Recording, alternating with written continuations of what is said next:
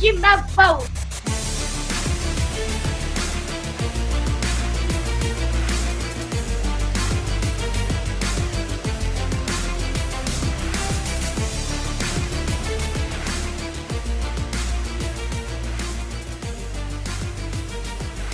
Court is in session with Ryan in Sacktown on If You Don't Like That. Now, Ryan in Sacktown. Oh, must be Rhino.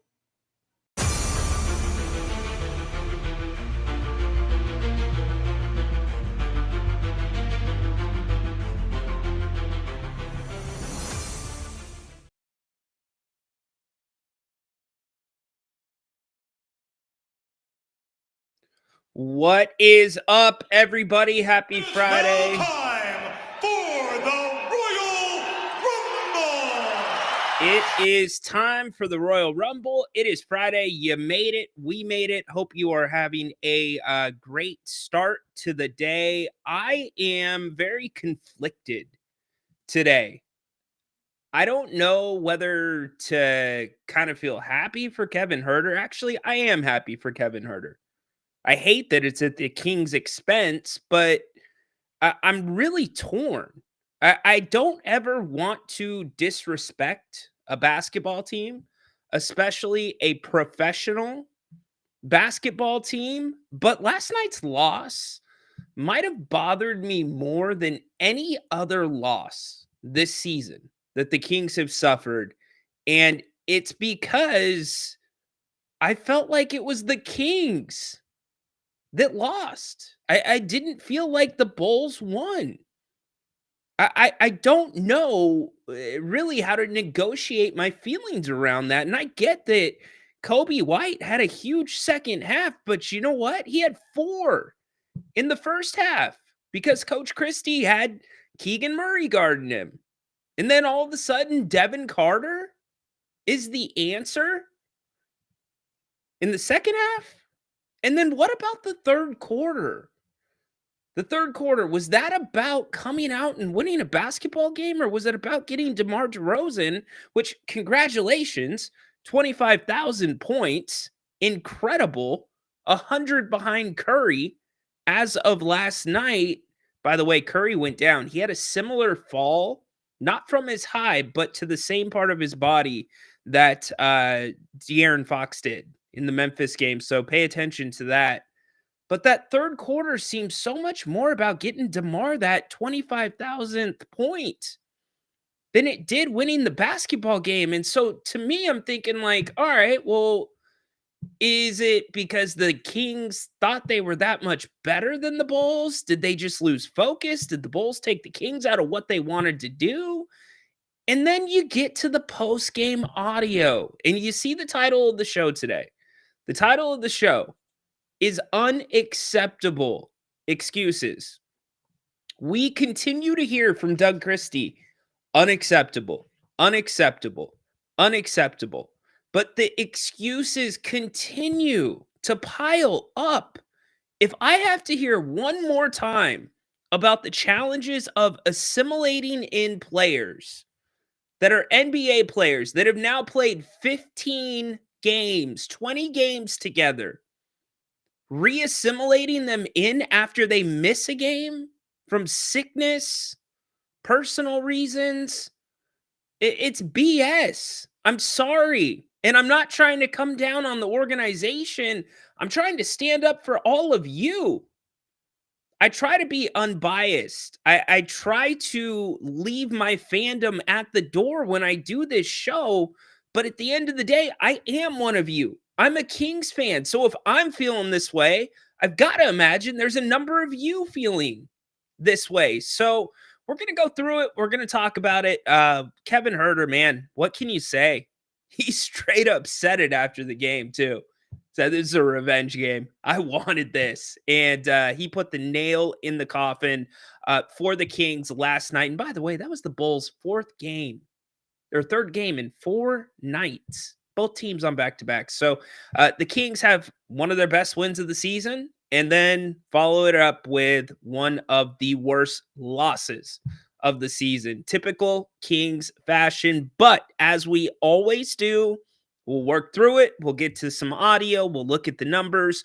We'll try to make sense of Doug Christie's rotation last night. I can tell you this, if it's 11:15 at night and I'm still getting messages from Jerry Reynolds, you know something was off that night. You know something's bothering us. And sure enough, it was one of those nights. So let's hunker down. It's a Royal Rumble Friday, as I said. No time. So for the get Royal in here anytime you Rumble. want. You can talk about what you want within reason. I actually have a bizarre story that I want to talk about that I found. And, PK, that guy that's pretty popular and polarizing in the chat, he's constantly traveling through the East Coast and the New York, the New Jersey airports. And I'm not so sure if this story might have to do with PK. So we'll get to that as well. I'm sure Adam will be stopping by to talk some WWE at some point.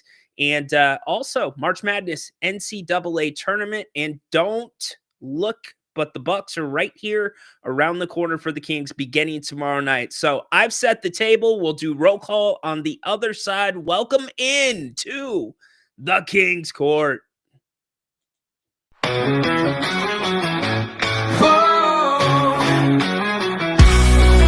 Late nights on the screen, hey, it's Grant and Ryan. We bleed purple, talking hoops, never lying. Sacramento Kings, we rise and we fall. If you don't like that, then you don't know ball. Jerry sitting with the stories of the game, spilling all the truth, driving legends insane. From the Cow Palace days to Arco's roar, this town's heart beats on the hardwood floor. If you don't like that, turn away now. Kings in our blood. Ride strong and proud, no matter what. Win or lose, that's what we are. We are Kings fans, but I think we all need to take a minute and I want to let it marinate a bit. got to let this marinate a bit. This was a weird one, and we can't let it marinate too long because the Kings are back in action against Milwaukee tomorrow night. Remember, the Kings got the wheels blown off the rig in Milwaukee the first time these two teams met. So how's it going to play out tomorrow night? Are you going to the game? Are you looking forward to it? Is Doug Christie's rotation going to continue to morph? Did you have an issue with Doug Christie's rotation? Did you have an issue with any of the comments after the game? You tell me. Get up in here. You can use the QR code to call the show. You can also hit the link that is in the chat if you would like to call in. And I can bring multiple callers on at the same time since it is a Royal Rumble Friday. So confusing one. Very confusing. Grant and I did not parse words last night when it came to this loss. Just from the way this team came out in the first half, in the first quarter, and then the middle of the second quarter, it turned into isolation basketball, and the Bulls make a run. And you think, all right, it's going to be some lulls. There's going to be some hills, some valleys. But then the third quarter made zero sense. And I'm going to back it up with some stats here in a few minutes. We'll go through it. But as I said, Milwaukee headed into the G1C tomorrow. The Kings continue their longest homestand of the season right now. 1-1 on the home, or excuse me, 2-1 on the homestand. Can they go 4-3? We will see. Hey, Kevin, man, really quick. Thanks for being here, number one. And condolences to you, my brother. I know I saw your post that you lost your father. So prayers thinking about you, my man. And hopefully you can find some levity and some joy. And this community can rally around you, take your mind off some of the hard stuff, because that's what we try to do around here. But nonetheless, thinking of you, brother, and I acknowledge you. I don't have the sound drop, though, in front of me. So I'll give you a manual acknowledge you right there. So let's do our roll call. March Madness, by the way, anything caught your eye yet? We can talk about some of those games. Games ongoing as we speak. This is considered one of the best basketball weekends of the year. So are you into it? Do you remember back in the day? And it really wasn't that far back in the day. Maybe 10 years ago, where you had to, if you wanted to be able to see every March Madness game, you had to buy the pay-per-view package. It was literally a package, like UFC fights and WWE. It was like Sunday Ticket, but for one weekend in March, you could see every game. It was that important. And by the way, this is a nutty weekend in Vegas. This is one of the busier weekends in Vegas. If you try to get anywhere near a sports book to place a bet, you will be waiting in line forever. So this weekend, and then usually the weekends leading up to the NFL season, because guys, I've never got this. Why do you go to Vegas to do your fantasy draft? And I'm not judging you. If you're one of those people that's done that, fair enough. But why? It just seems like kind of a tool thing to do. You know, like Kruk and Kipe, how they get on the guys who get the foul balls and they don't give them to the kids, or they don't give them to the girlfriend. And they go out, they bump out of the segment going, tool. It's one of the classic things of those two. I love those two. Anyways, so we've got that. We've also got the Bulls Kings to talk about. But like I said, let's do some roll call. Let's see who's up in here. Want to know where you're watching from, what you up to on this Friday, anything going on this weekend. Let me know. You watching basketball? Holler at me. Let's see. Pay-per-views. Yeah. Pay per views. Thank you, Dennis. Pay per views. Thanks for correcting the host, I will Dennis. never believe you again. Way to go, Dennis. What post about that? Oh, Kevin Frith. It was Kevin Flippin. Okay, so there's a couple Kevins that I follow. My bad. I saw the Frith, and sometimes the eyes jump to the Flippin. So here's the deal. If you don't know this, I kind of need these sometimes. See, they're always right here on call, but Napes is like, you can't wear them on the air. You can't do it because I've got a screen here. I've got a screen here, got a screen here, a screen here, and you guys can see the reflection. So I need to get contacts maybe. Maybe we should take care of that here in the next couple weeks. They thought they had it and just relaxed. I can't even just put it on the players, Dennis. The rotations made no sense. Valanciunas played 15 minutes with Sabonis out. Keon Ellis played 18 minutes. Help it make sense. Make it make sense. 39 in the first quarter. Yeah, Malik Monk shot the heck out of the basketball. So did Trey Lyles. Look, the secret to this Kings three-point shooting, when it's going well, it's the passing. It's not so much the ball movement. It is the literal passing. It is good passing. The balls are hitting the guys right there in their shooting pockets to where they don't need to do any extra motion, any extra steps, any extra hops, no dribbles. It is right there, and they go up with it. Look at Trey Lyles. Perfect example of that last night. Malik's a little bit different, but that's what really gets Trey going on that. Flores, thanks for being here. DeMar and Levine don't work for the type of offense I feel the Kings want to run, which is speed, motion, DHO. I am so sick of the DHO. If there is one thing that I could take away from this Sacramento offense, in fact, if I got the call, Rhino and Sacktown. Oh, hey, what's up, Vivek? Yeah. Yes, I do host the King's Court. Uh-huh. Yeah, I'm familiar. Yeah. Doug Christie, yeah, interim. Oh, you do? Sure. My qualifications, I played basketball most of my life. I have my show. I work with Grant Napier. I think you know him. I work with Jerry Reynolds, so we have some good basketball conversations. I have a podcast. So did JJ Redick. He got a head coaching job. So is that good enough? You don't even need to see my resume? Okay, you're gonna make me the coach? Awesome. All right, perfect. Thanks, Vivek. All right, I am the head coach of the Sacramento Kings. No more DHO. Gone. Out the window. Gone.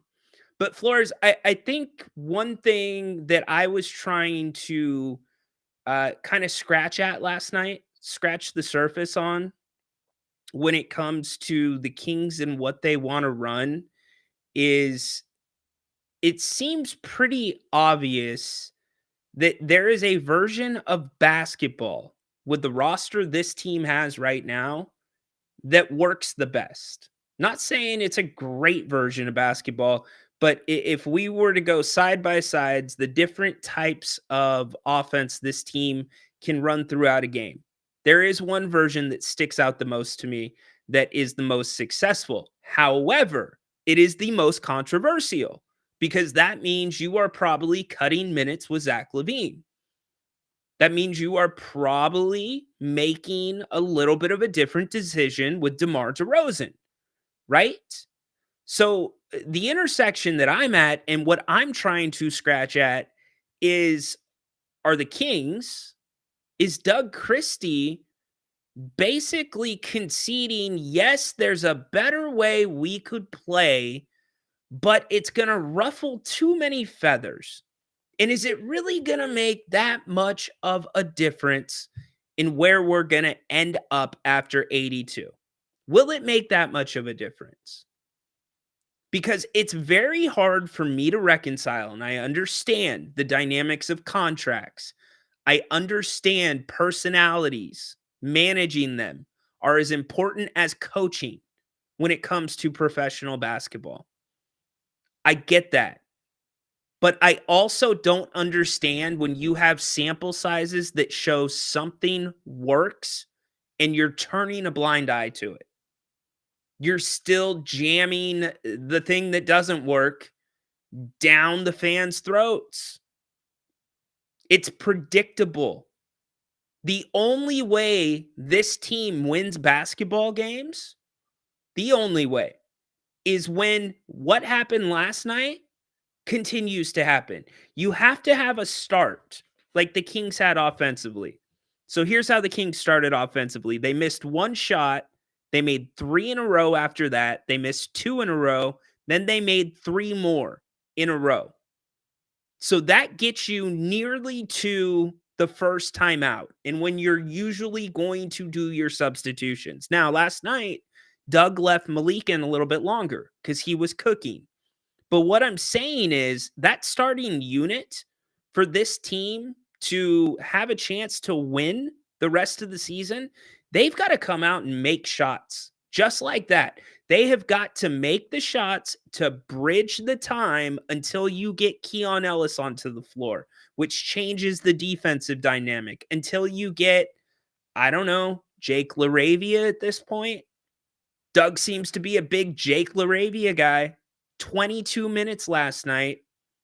If I would have told you, seriously, if I would have told you that Trey Lyles would have played 24, LaRavia 22, Devin Carter 20, how many minutes would you have told me Keon Ellis played? Would you in a million years have thought Keon Ellis played less minutes than all 3 of them? And I don't care about the foul situation. You have 6 fouls. Use them. Adam, what's up, dude? Yes, I am going to do a live card break with the recently released WWE Cena Rock Travis Scott triple auto card. So, Adam, are you telling me you bought one of those packs and you're going to break it right here on the King's Court? How about that? How much did that set you back, Adam? Did you have to take out a second mortgage, Adam? Does your wife know that her retirement account is gone, Adam?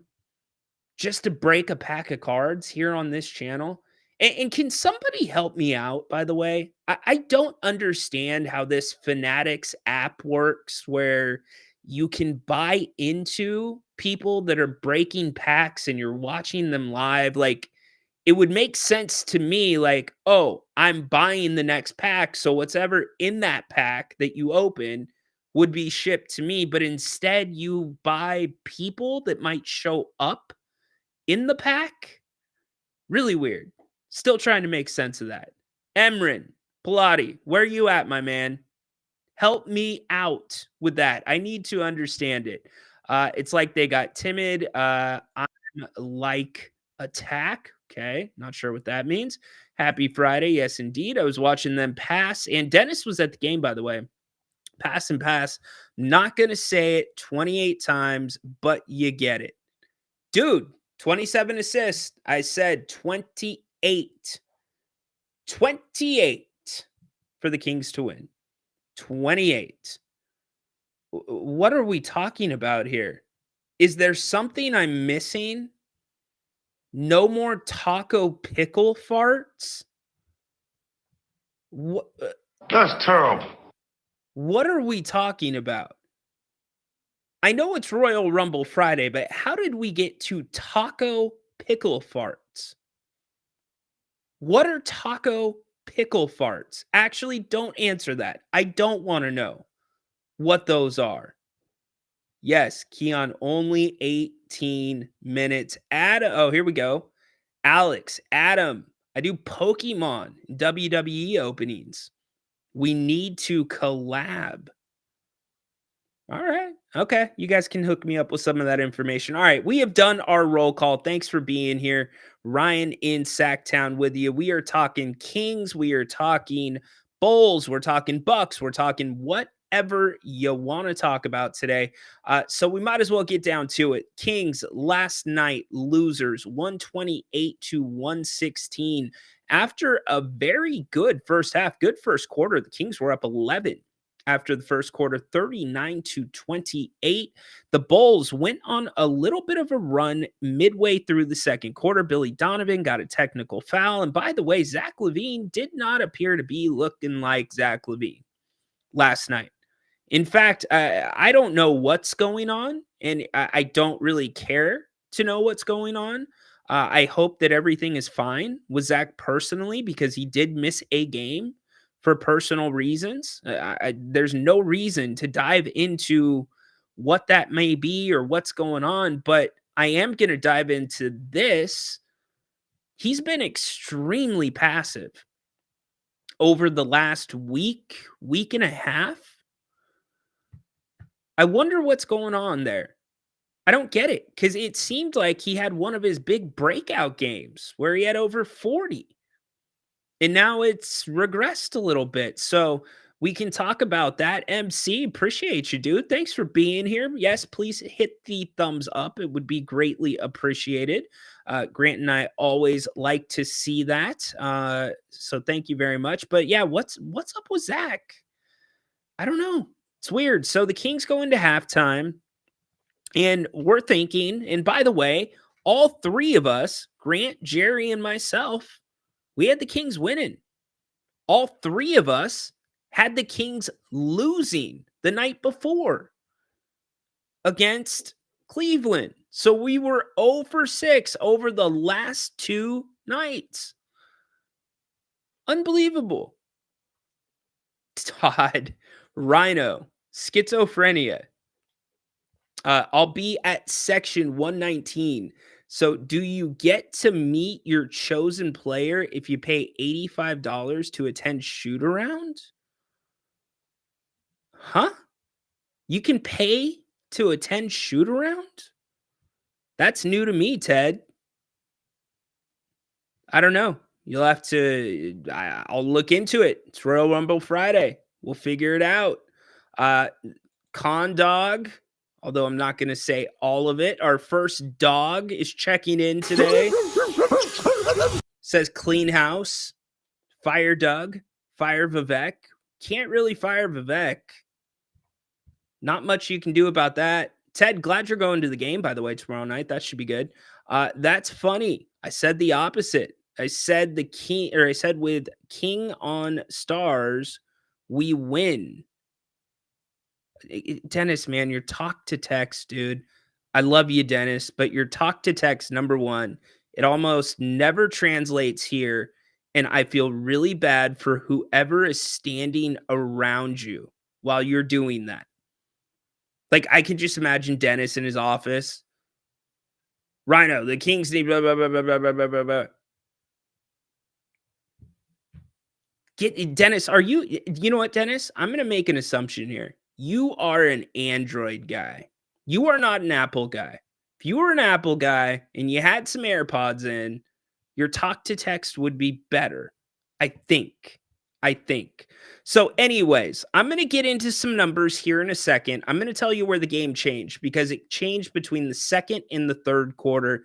And it tells the entire story of the game. But first, let's just get to it. I'm sure you heard some of what Kevin Huerter said after the game. I'm happy for Kevin. I'm sorry. I am. He had a tough go of it here in Sacktown. I thought it was very good of the fans what they did, showing him some love last night. But I was very happy for Kevin to have that moment. In fact, that was the only saving grace of last night, was that Kevin got to have a decent moment coming back to Sacramento. And he did not mince words after the game. Here's what Kevin had to say. Unbelievable. We make a big deal about revenge games. Was there the revenge narrative, the grudge narrative, or is this just a basketball game that you knew you guys needed to win? 100% revenge game. 100%. So that felt good. Came out here with a dub. What specifically, like what chip on your shoulder did you specifically bring with you into this game, or what did you want to accomplish in this game? Yeah, we won't get into details. Just an old team. Obviously, getting moved mid-season, getting a good opportunity over here, and came back and played well in a game I wanted to play well. So it feels Kevin, good. You had two big threes down the stretch there. I mean, how good do those feel to knock those down? It felt really good. It felt really good. What about the Fowler's reaction? The game is still, appreciate being part of the Dean team. So That was nice to hear. I've always loved the fans here. I hope they continue to love me. I've said it before. I'll say it again. A city that loves their team, and it was awesome playing here.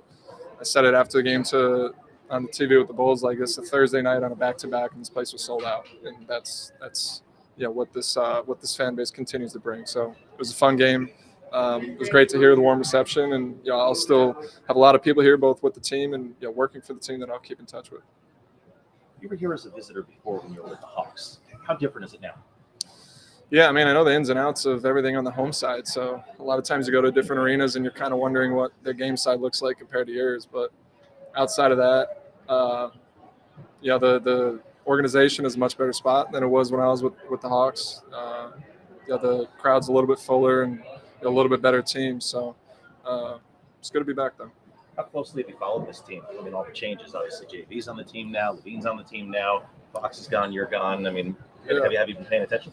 I watched them a little bit, to be honest. It's the West Coast games are on the East Coast. They're on late at night. So there's a lot of times we get done with our games. I get back to the house in a meeting, and the games are on it. There's other West Coast games on it. So I've been able to catch a couple. Like I said, there's a lot of guys on this team I still talk to on weekly, regularly. So check in with them, and I've caught a couple of them. What's it like playing with Kobe White? Kobe's tough, man. Kobe's tough. I hope people continue to figure out how good he is. Someone who's put together a really good stretch with Zach coming over here and Kobe kind of slotting into that 1A, 1B spot along with Josh. Josh has been unbelievable. Was out tonight, but Kobe shows up every night. His just ability to get downhill and score, and really at times carry us. The Kobe was unbelievable in the second half tonight. I know I hit a couple shots late, but that was really Kobe kind of carrying us for a good part of there in the second half, and he's been doing that. Is your first game against your final team or your old team, does that provide kind of some final closure for you, or does that linger with you over the rest of your career knowing it's your former team? Yeah, no, that'll feel good. I mean, this team will most likely change, and as all teams do in the NBA year to year, coaching staffs will change, and so this one being against the team I just came from and having a game like that, it definitely feels good. It's fresh on the mind. It happened a month ago. So. You know what Kevin Huerter said last night with that corner three? This was Kevin Huerter. No. You have lost your time to talk. That was Kevin Huerter last night. So getting back to what I wanted to tell you about this one, between the second and the third quarter, this is the story of the game. Let's get to it. So the Kings came out. I thought they defended very, very well. I thought Keegan Murray on Kobe White was great. Excellent move. Jerry Reynolds loved it too. Held him to 4 points in the first half. Now, granted, the Kings were shooting the 3 ball at a high clip. You understand that's probably going to slow down. What you didn't anticipate slowing down was the ball movement. The ball movement was great for the most part. In fact, in the first quarter, the Kings had 11 assists and only 2 turnovers. 11 assists, 2 turnovers. Now, let's get to about 5 minutes left into the second quarter, and here's the ball movement. They were crashing on DeRozan. DeRozan's throwing it around. Perfect. Got it. Love it. Exactly what you are supposed to be doing. But then midway through the second quarter, this is what begins to happen and unfolds. Between the second and the third quarters, the Kings, DeMar DeRozan, went 6 for 14 from the field. The game completely slowed down. It became iso ball. It seemed like the goal was to get DeMar DeRozan to 25,000 career points. Am I the only one that thinks that? It looked like one of those games where some guy is going off. Like, the game Keegan went off, the game that Foxy went off, where there is no offense being ran. The only offense is get the ball to Keegan, get the ball to Foxy. That's what it felt like in that between the second and third quarter. Here's the other thing. Malik Monk had 19 points at halftime. He didn't get his first shot attempt until a minute and 26 into the third quarter. How does that happen? How does that happen? Here's what also happened during the second and third quarters. The Kings had 12 assists and 8 turnovers. Let me repeat that. The Kings had 12 assists and 8 turnovers between the second and third quarter. The Kings ended the game with 12 turnovers. So they actually, they had 12 assists and 8 turnovers. My bad.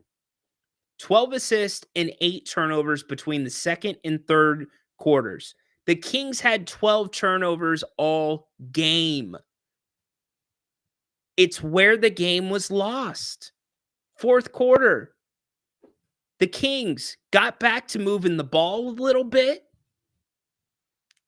but it was too late. Vucevic starts going off. Kevin Huerter starts going off. You can't trade baskets at that point. The Bulls outscored the Kings in the third quarter 37-25. Fourth quarter, the Bulls outscored them 36-27. Here's the other thing, and the most important thing to remember about this.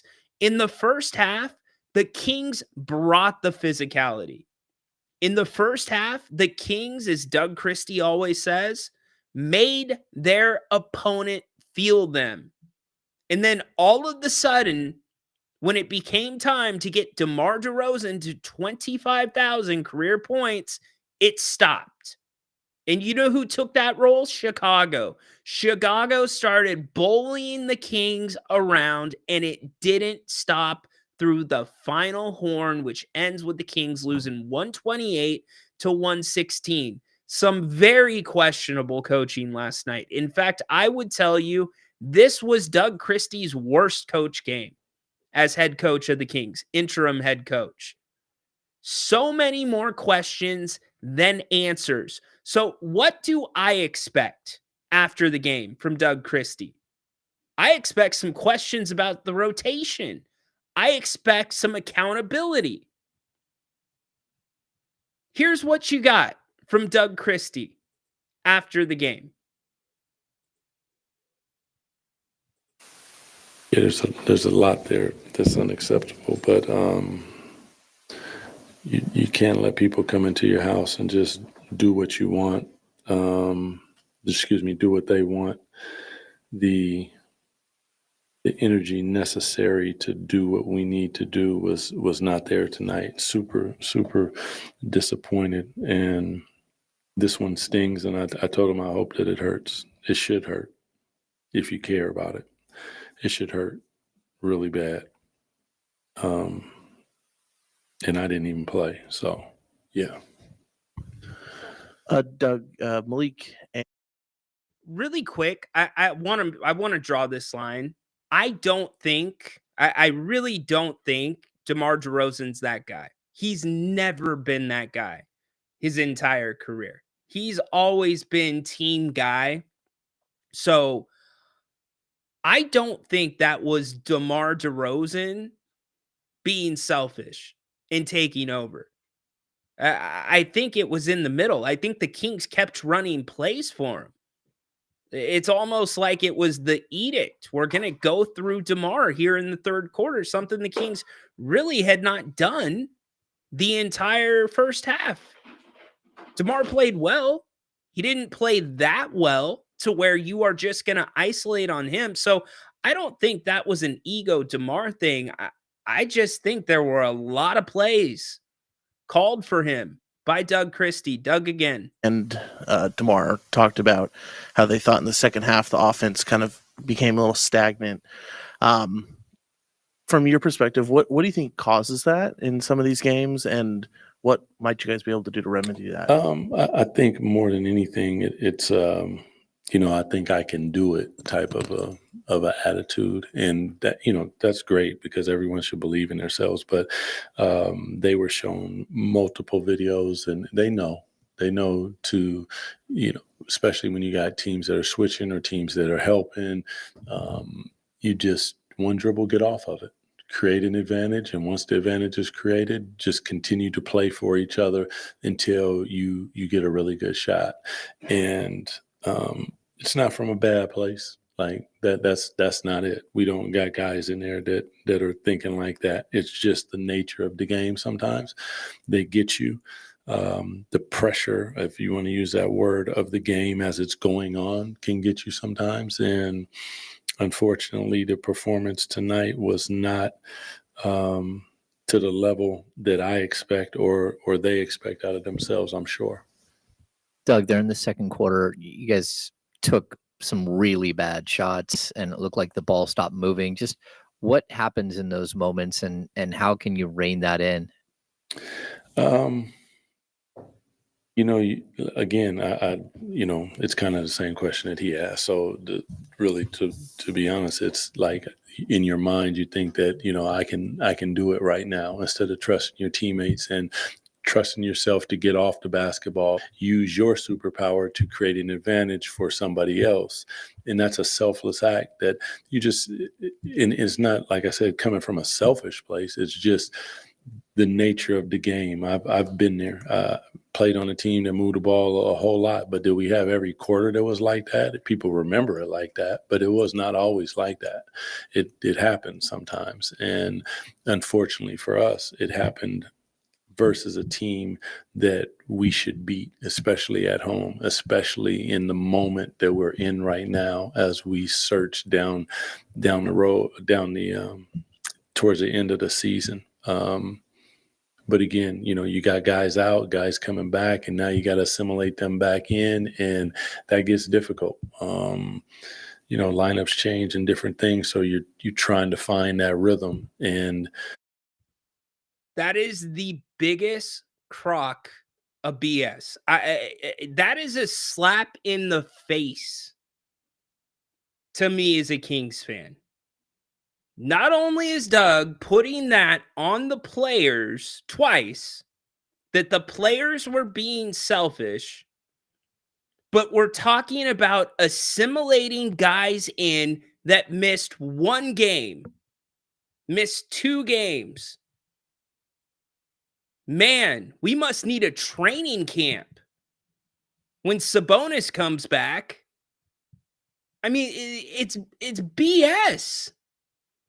It's excuse after excuse. So Doug Christie starts his press conference saying that it was unacceptable what the players brought.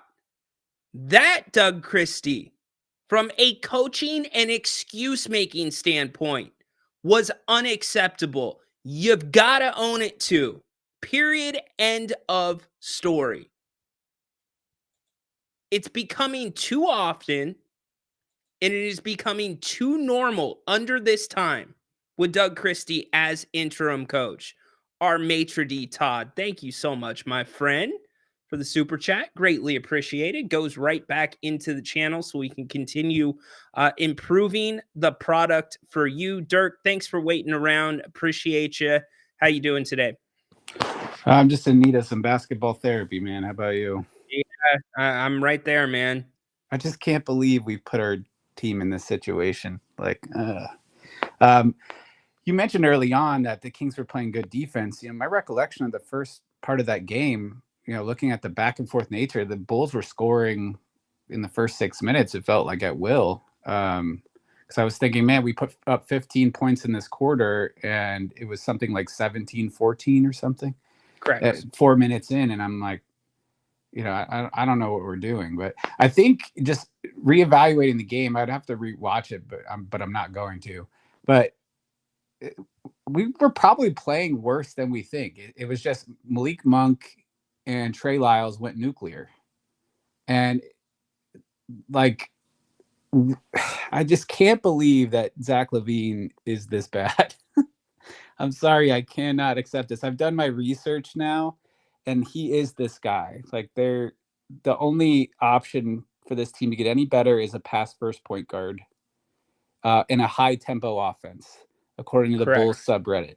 That's what it's going to take. So just trying to find some level of optimism. I'm like, who are the free agent point guards that we could target in the offseason? Any thoughts on that? No idea. I haven't even begun to think about that. And in fact, I can't even consider it because our front office hasn't considered it. Jordan McLaughlin was going to be enough to be a backup point guard on this team. Like, this front office is obsessed with these combo guards that aren't point guards, that aren't shooting guards. I'll do some research on it though. And look, Dirk, you're right about the start of the game. They were exchanging buckets, but that's good enough for our starters. If you're exchanging buckets, then that gets you to the next phase of the game where the defense is coming, because the Kings have that reverse bench mob where it's not so much the offense, it's the defense that comes in. But even with Trey Lyles and Malik Monk going nuclear, the ball was moving around the horn. They had 11 assists in the first quarter. But a lot of that, those 3-pointers, I think, they get, if you guys are hitting threes, it's usually on a pass that our guys get open on threes. Maybe Malik's less so, but I imagine 4 of those assists were Trey Lyles threes, Sure, but still the ball is moving. That's the point. It's not the ISO where you're going down in the corner, Valanciunas, 6 left on the shot clock, like we saw later in the second quarter. I mean, Keegan was touching the ball. Like, if I'm looking at the first quarter box, this is what tells me the ball's moving. Here's your first quarter. 2 shot attempts for DeRozan, 2 shot attempts for Murray, 4 for Valanciunas, 3 for LaVine, 7 for Malik, 4 for Trey Lyles, 1 for LaRavia. The ball's moving. Everybody's touching the ball. Does it feel like there's ever easy buckets, though? That's not the biggest sign. That's a great question. Not necessarily. No. And in transition, yes. When defense turns into offense. I love Malik Monk attacking the hoop, and going up and challenging guys, because I think that either he gets the layup often or somebody's in position for a rebound and a putback. That's a high percentage shot. It's a smart play. DeRozan, in some extent, sometimes the mid range I'm okay with. It seems to go in a lot, but I never have any confidence in whatever Zach LaVine's doing. It just, things don't make sense. And it's just sad to me because all the data is out there already about how this team would perform with Zach LaVine and DeMar DeRozan, but we put ourselves in this situation. And I mean, I don't know. What blows me away is DeRozan only had one turnover. I swore he dribbled the ball off of himself 3 times in traffic, like Chicago knew what he was doing. Do you seem to recall any examples of him like just fumbling the ball more than one turnover yesterday? I think there were a few that went out of bounds and went the Kings' way. But yeah, it felt like he should have had more than one turnover for sure. But here's the other thing: Malik still, and I'm going to turn to him really quick. His turnovers are not good turnovers. He is going and reverting back to making those bad turnovers. Yeah, and he's playing.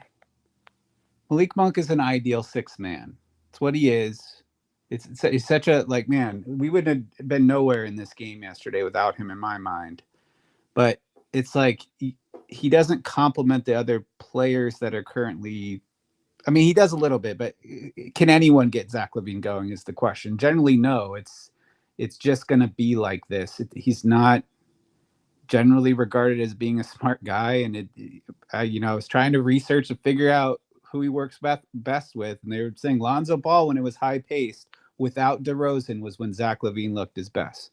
So if we're stuck on him, we have to get off DeMar this offseason, or it's just going to be this perpetual stink fest. But I wanted to ask you about Huerter's comments.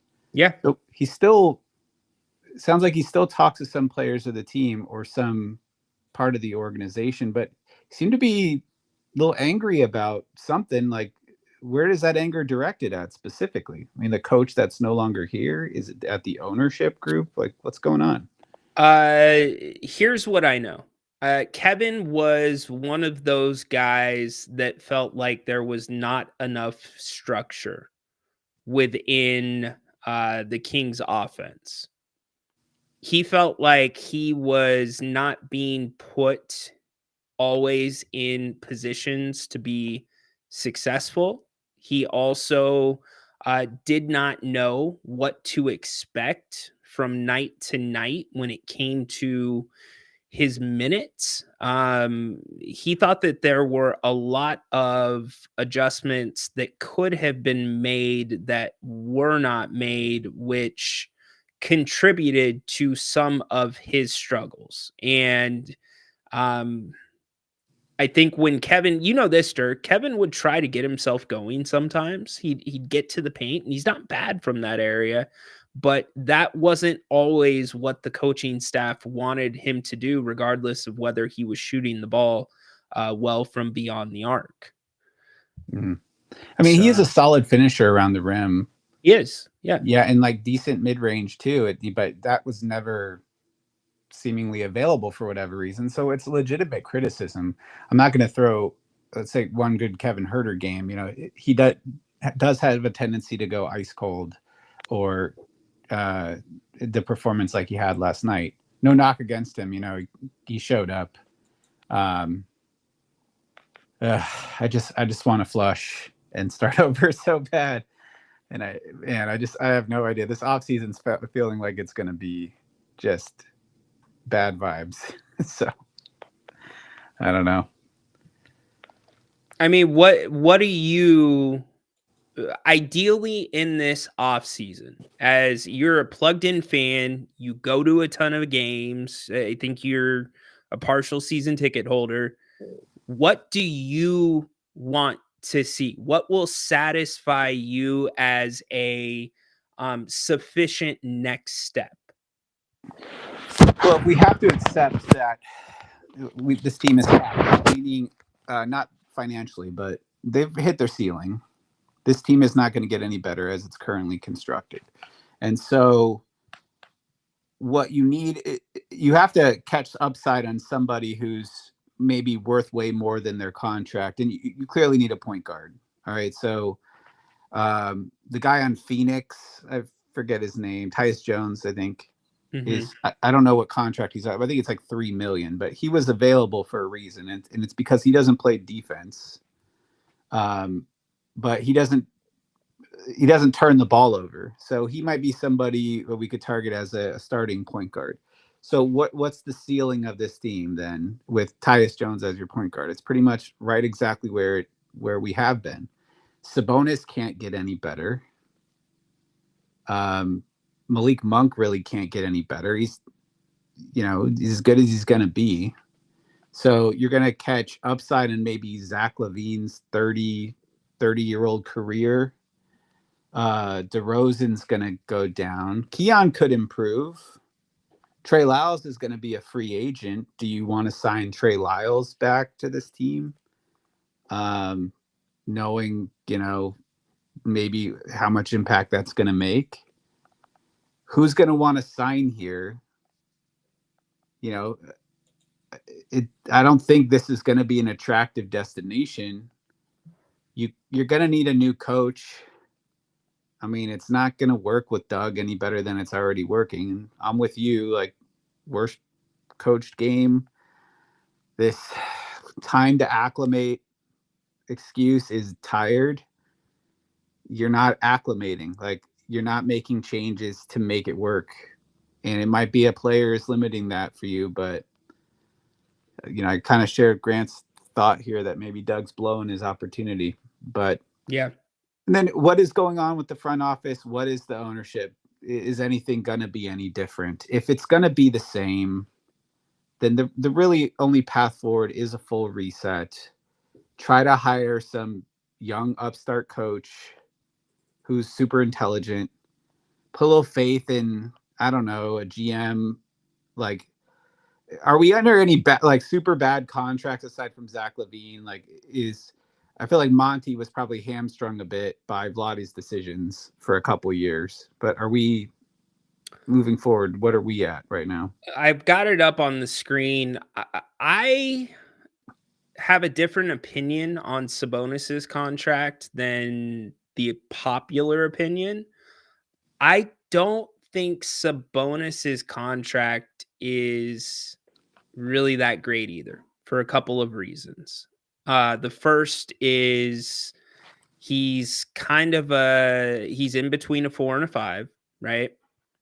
He's a niche player, and he's not necessarily a plug and play guy. He's a guy that if you want to get the most out of him, you've got to tweak your system to some of his strengths. And at 40, by the end of his contract in 27-28, at 49 million, basically 50 million in this CBA, I don't see in trade another team that is going to be willing to take that on, or at least I think the market for Sabonis's services at that number is going to be very limited. I think you will see, and not necessarily, I don't want to compare him to Zach LaVine because they're opposites in games played, toughness, etc. But I think you might see a similar thing where that contract, that player that might be on the market is sitting there for a while because teams aren't going to want to give the Kings full value or what they feel is full value for Sabonis. And so that makes it doubly bad, basically, because you have about what will be $90 million in contracts between both of them. Two players who seemingly can't work together. Based on the evidence so far, it's not natural. I don't know how much effort is required, but this premise that they can't get on the practice floor and work out some stuff, like just a little bit, a few plays here to have the shots taken where they need to be taken. Because Zach needs to be shooting the ball 20 times a night on this team. If he's going to add value here, it's from his scoring. And man, the shots that he did have last night, they didn't look great. Like, they weren't high quality shots. Again, I saw him turning down open looks to get a worse look. I don't know where you develop that hitch. Okay, so you need a value point guard, a budget point guard that's going to add value to this team. And then you're just going to ride mediocrity for years. Peak at mediocrity. Just, what are we doing? Ugh. Well, I need a second team basically because I can't stomach this team right now.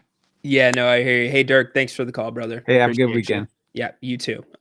We will get to Dennis in a second. And so just some guy XD, you make an excellent point. And I think this is what bothers me the most about what we saw. Partially what's bothered me during some of this Doug Christie time is that's exactly what the Kings are doing right now. Everything the Kings should be doing right now is working towards peaking at those 2 play-in games.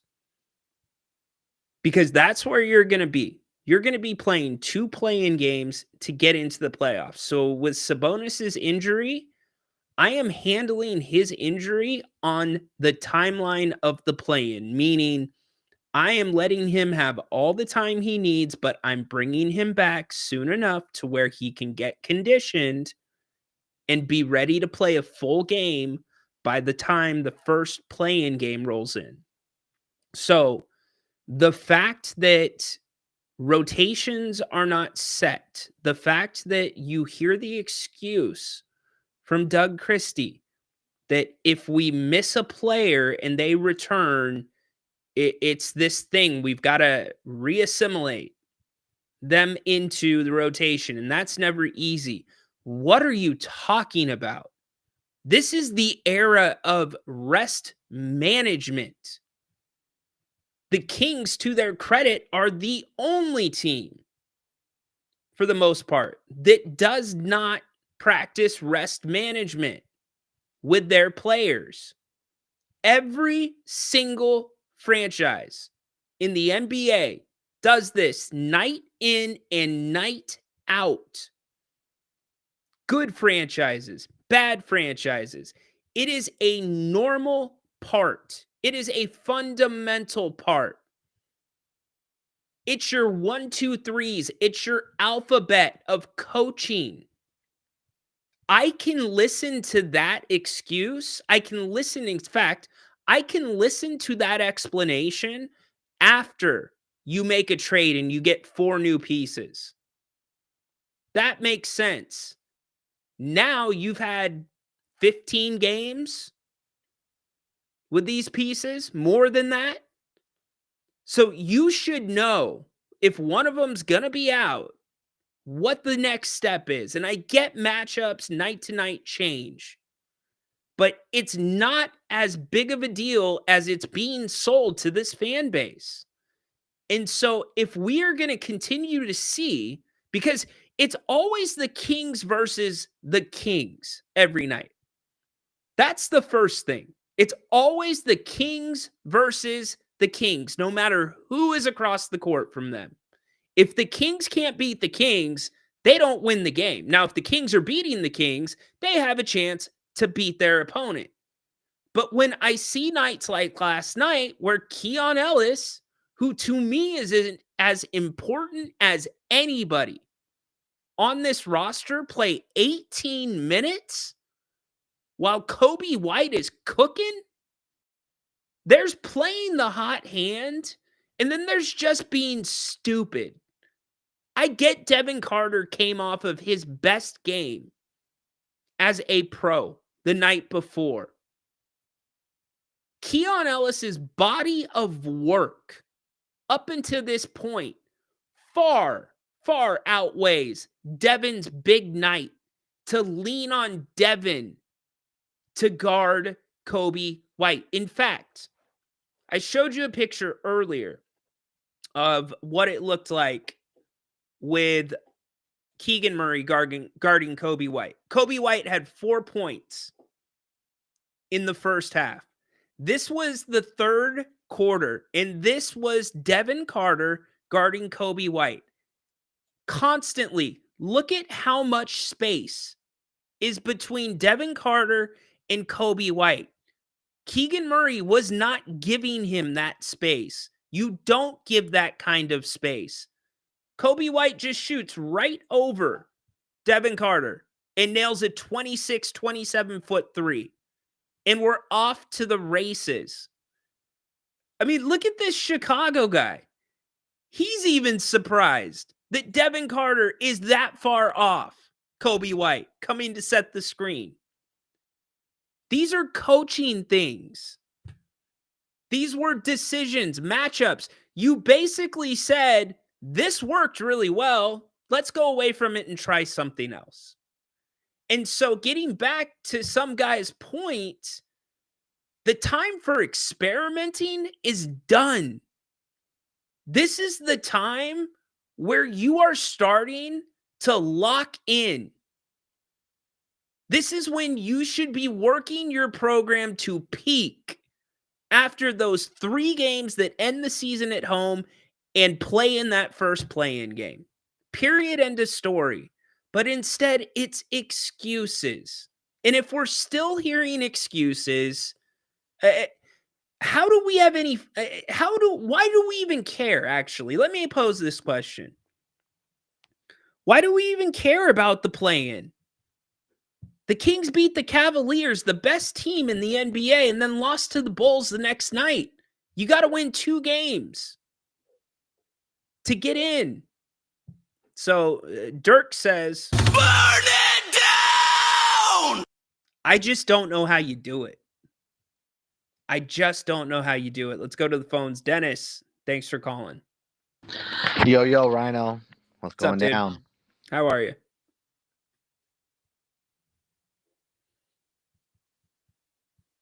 You there, Dennis? Can you hear me? Dude, you got to switch to Apple, man. I got an Apple, bro. What's up? Oh, okay. All right. No, my bad. I think I screened out, so it might have closed out the app. But no, I'm just like the rest of the Kings fans, just like perplexed. You got Keon Ellis over there, not playing, not getting minutes.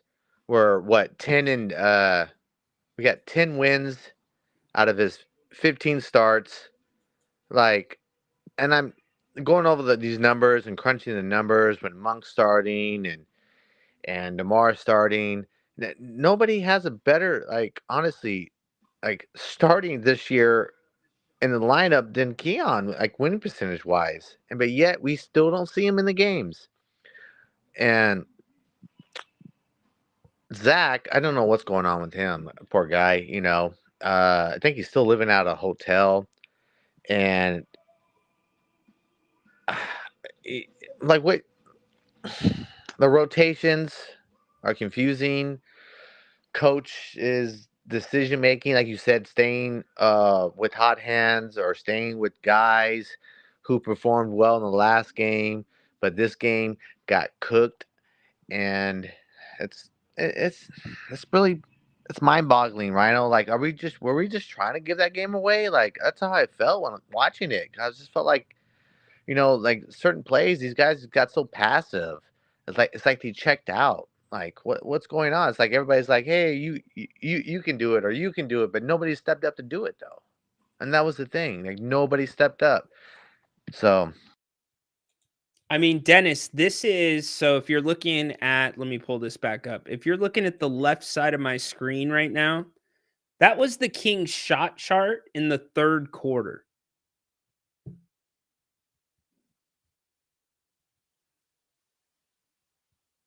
That's their shot chart. 3rd quarter. It made no sense. None. Did I lose Dennis? no, I'm here, brother. Okay. No, I was just going over my notes too. So Dennis, let me ask you this. You were in the building last night. What was okay, so you get the bad 5 minutes to end the 2nd quarter.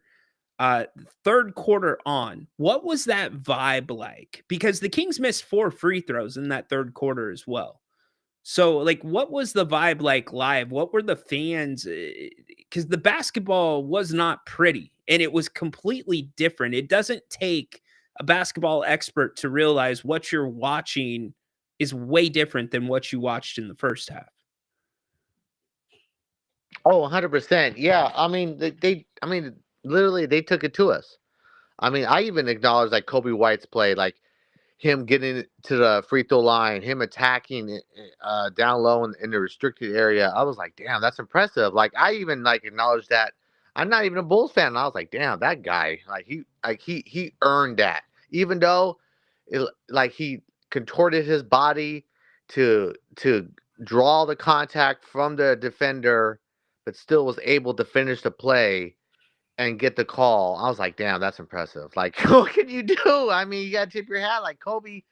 And I was like, man, But then there was it was just like our offense just stifled. We were like, what are we doing here? It was just bad shots after bad shots, and then bad shot leads to their great opportunity. Like you said earlier, they love to get out and run.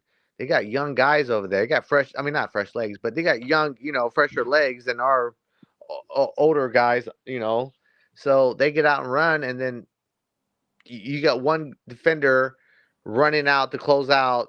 He blows by him, and then you get another defender to close out, but they're still making the shots, though. So it doesn't matter how many guys you had running at them. They were still able to just make the plays. And then obviously we didn't. Vadim, or let's see, make sure I'm reading that right. Vadim, dude, I've been wanting Kobe White for so long. Like when the Kings congratulations, Rhino. Really, when the Kings were talking to the Bulls about Levine, and then the Fox stuff came up, I had my fingers crossed because I guess for me, the one thing that I don't need to wait 2 years to evaluate the Fox trade on is it will always be a loss in this column, just this column. I'm not saying it's a complete loss. The fact that the Kings did not get a true point guard back in that deal just blows my mind. I don't know how that doesn't happen. So from that sense, you got to mark the loss column. Here's the other thing that's starting to kind of creep into my gut as well. Did the Kings move way too fast to benefit De'Aaron Fox? Did they? He got to his preferred destination. He did. He had one team. Yeah. I mean, it was one team. He didn't say, "Oh, I could like this team or that team." He got to exactly where he wanted to go. Here's the bottom line. People were saying, "Well, you can't have De'Aaron in the locker room after the All-Star break. It's going to be a distraction." Okay, you know what you do if it's a distraction? You shut his ass down and you have him have surgery. Just like he's doing right now in San Antonio.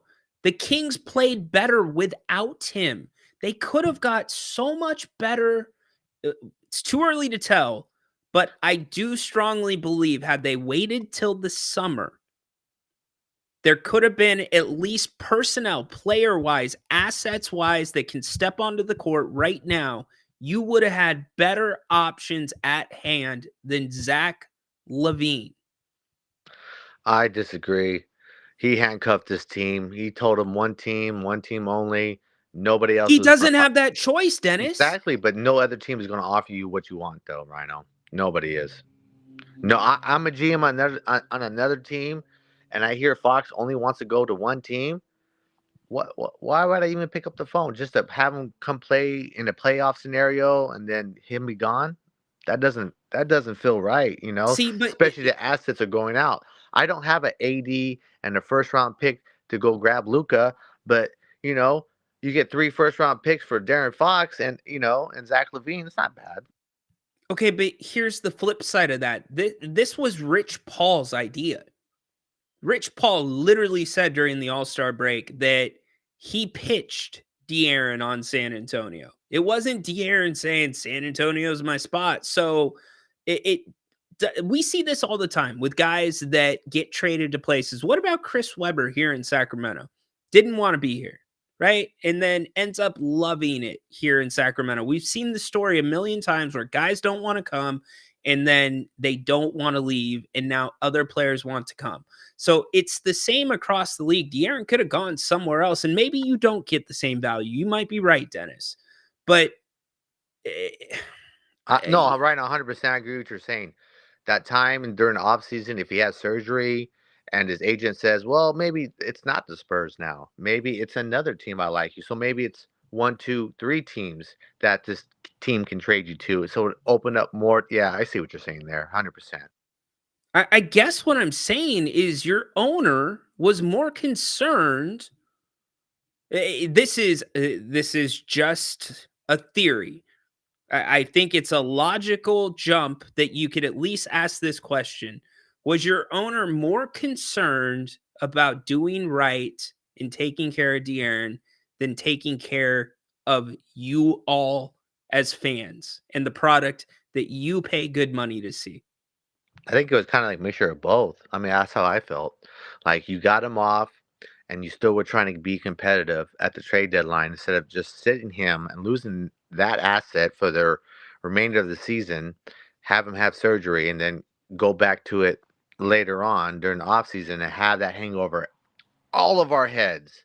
Like that freaking storm cloud did not need to be here. And it got sent out to San Antonio, and we avoided that storm cloud. And now we'll have another storm cloud until Keon Ellis is the starting lineup, but that's another story. Yeah, this team has a.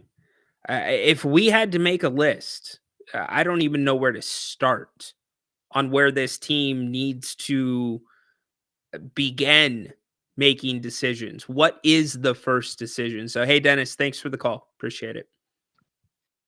Yep. From Dennis, we go to PK. What's up, PK? Hey, bad boy. What's up, big boy?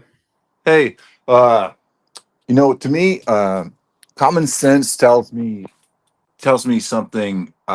Just watching this season, they forgot. I don't think it's that complicated. I think at the beginning of the season, they grabbed DeRozan. They forgot to fill the bench completely. They completely disregarded the bench. And then at trade deadline, they tried to overcompensate. So I think McNair was in the hot seat at the trade deadline. So I think he's trying to save his ass. So he's like, you know what? They could have brought Valanciunas frickin' at the beginning of the season. Like we needed a big guy. So I think they try to overcompensate, and then that's why they overpaid by Levine. For instance, it's an impossible contract. Bulls just unloaded their contracts, and then they went young, kind of like what Huerter said. And I think they just overcompensated at the trade deadline, and then when you add 3 new pieces at trade deadline, it's kind of hard to put it all together. But that's I'm not calling about that. I think that stuff is stupid. It's like we're just gonna ride this out. Whatever happens, happens. But what I'm calling about is Ryan, you're a genius at this basketball stuff. I want to ask you, how did we get that Atlanta Hawks pick? How do we get it? Yeah. What how can we get that first like what's the scenario where we can get that Atlanta Hawks 12 restricted pick? I've got to look, PK. I don't remember off the top of my head. I Yeah. know that the front office is operating under the belief that that pick's gone, that is going to be transferring out. I can Google it right now. Yeah, to me, that's what's interesting to me. It's like I want to know how can we what's the scenario? What's the situation where we can get that Atlanta pick this year? Because if we don't get that first round pick, this looks really really shitty. So 12 protected, right? yeah, it's 12 protected. So if you've got to be in the top 12. So the Kings would have to miss the playoffs plan. Shit. So we're stuck. Yeah, it's conveying. Now what happens is if it didn't convey this year, then next year it would convey as a second round pick. But for this year, we're kind of stuck. We're not going to get that Atlanta pick if we get a No. play-in. If you're in the play-in, you do not get that pick, correct? Jesus. Okay. But All it right. doesn't. But PK, here's the thing: it doesn't mean, and Monty talked about this. It doesn't mean that the Kings can't get back into the draft. Depending. Look, everybody's on Cooper Flag watch right now. Is he going to come in or is he going to stay at Duke? And I know that outside of Cooper Flag, there's a couple other guys that are coveted. But I think you know, Rhino, you know what I think? I think point guards are going to be like left tackles in NFL. These point guards are going to be really scarce, and they're gonna every team is going to be going after trying to find a draft that's a point guard, whether it's like for instance like Illinois Jakubitis, that Lithuanian dude. I mean, he was projected top 5 all year. what about Oklahoma City? Nobody's talking about the point guard that they took, who's sitting out this year because of a knee injury. The kid's supposed to be a stud. He's a Serbian guy. Right. And Oklahoma City is like they were like on the down low. Everyone was making fun of them, and then now they're just like they're stacked. You know, also San Antonio is kind of stacked too. But man, I don't know what McNair's doing, because if we don't have this Atlanta pick, we don't have a first pick, right, this year. Correct. You don't. Well, that's why I'm saying if we make a list, let's make a list right now. What's the first decision that needs to be made in the offseason? I think it has to be, is Monty going to be the GM or not? Yeah. I mean, he's in the hot seat, and I think that's where Levine came from. I think he's like trying to cover his ass, trying to save his job. I don't think it's about Kings, because I mean, you lose a head coach who was a unanimous coach of the year within the first month, and then try to recover. And now you have Doug Christie is in the hot seat. Now you need probably a new coach. Probably, I mean, I think there's a reason why there's like Sabonis is in the middle of your little cool teeter totter. That is pretty cool, huh? Whatever the hell you made. That's a good Hey, idea, right? Hey, good job, buddy. You did good. Hey, that's not AI, baby. That's Rhino. Oh, hell yeah. Hey, you want to work on that. It looks like you put some time on there, but it's like I love that you put Sabonis right there in the middle, because you know, if we don't have a first round pick, this team is a mess. Then I think the fans are going to say Sabonis doesn't have defense. Hey, we can get picks out of Sabonis. But you know, if Sabonis decides to leave, he's gone. Like just like Fox. Fox decided to leave, and he actually went to a team that Rich Paul actually said he's going to go to. A smart team would say, you know what, let's get the best value. You know, but Bulls were so smart. Bulls were like, you know what, we have Levine an untradeable contract. So they're like, who is stupid enough to take this contract?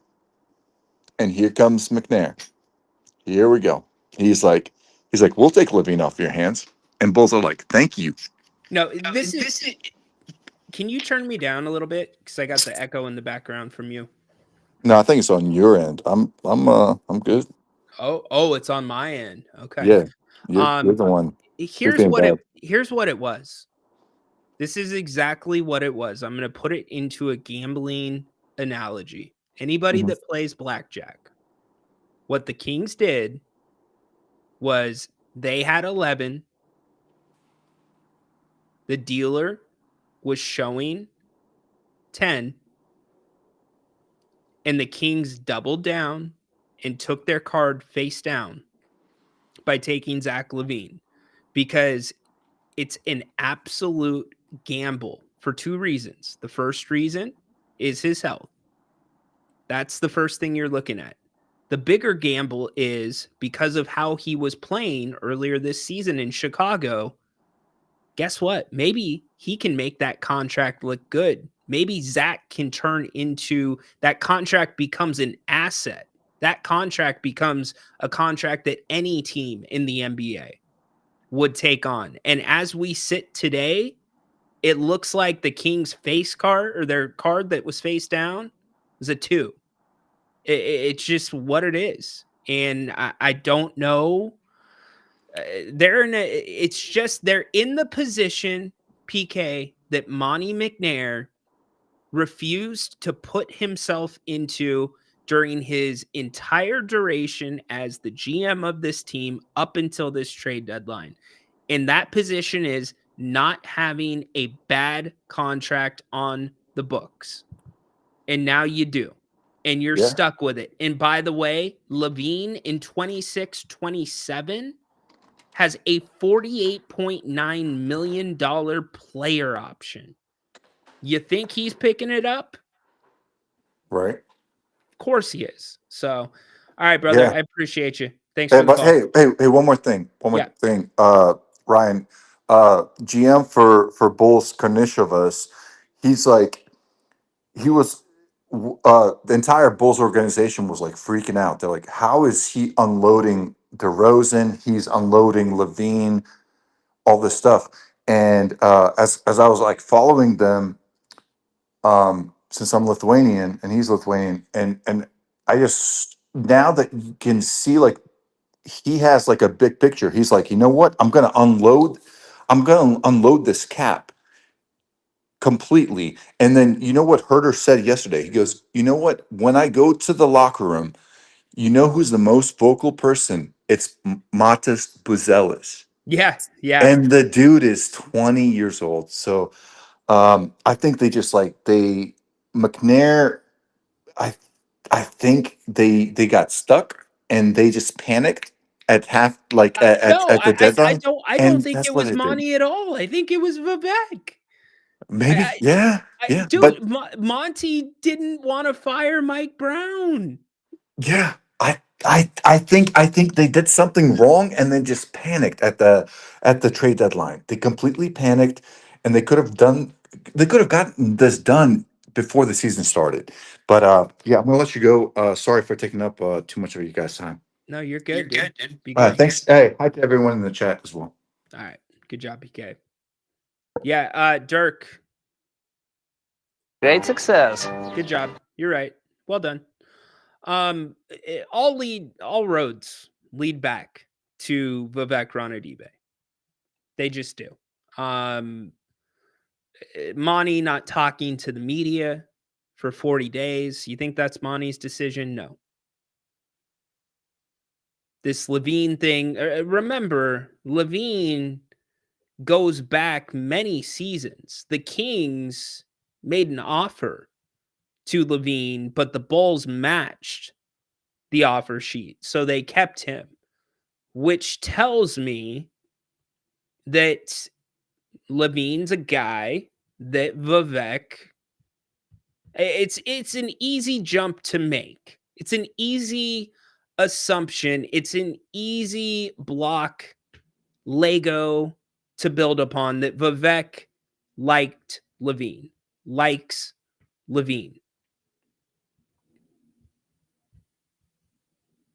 The problem that you're stuck in now, if I look at, and sorry, I got a new screen, which I'm really happy about because when we go to the shared screen, now it fills the entire thing up. You don't have to see the Kings background or the Kings court background, but I'm still getting used to it. But I'm going to go full screen to this, which is going to screw me up when I try to get out of full screen. But here's your Kings roster. Here is what's on the books for the next few years. Okay. So let's assume that Monty McNair is no longer going to be the GM of this team. And let's assume that it is time to burn it down. which seems like is picking up a lot of momentum within this fan base.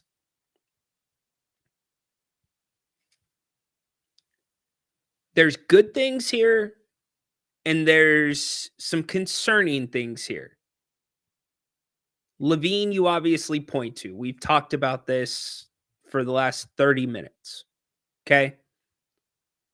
But if I got the call and it was, hey, Ryan in Sacktown, you're the interim GM of the Sacramento Kings.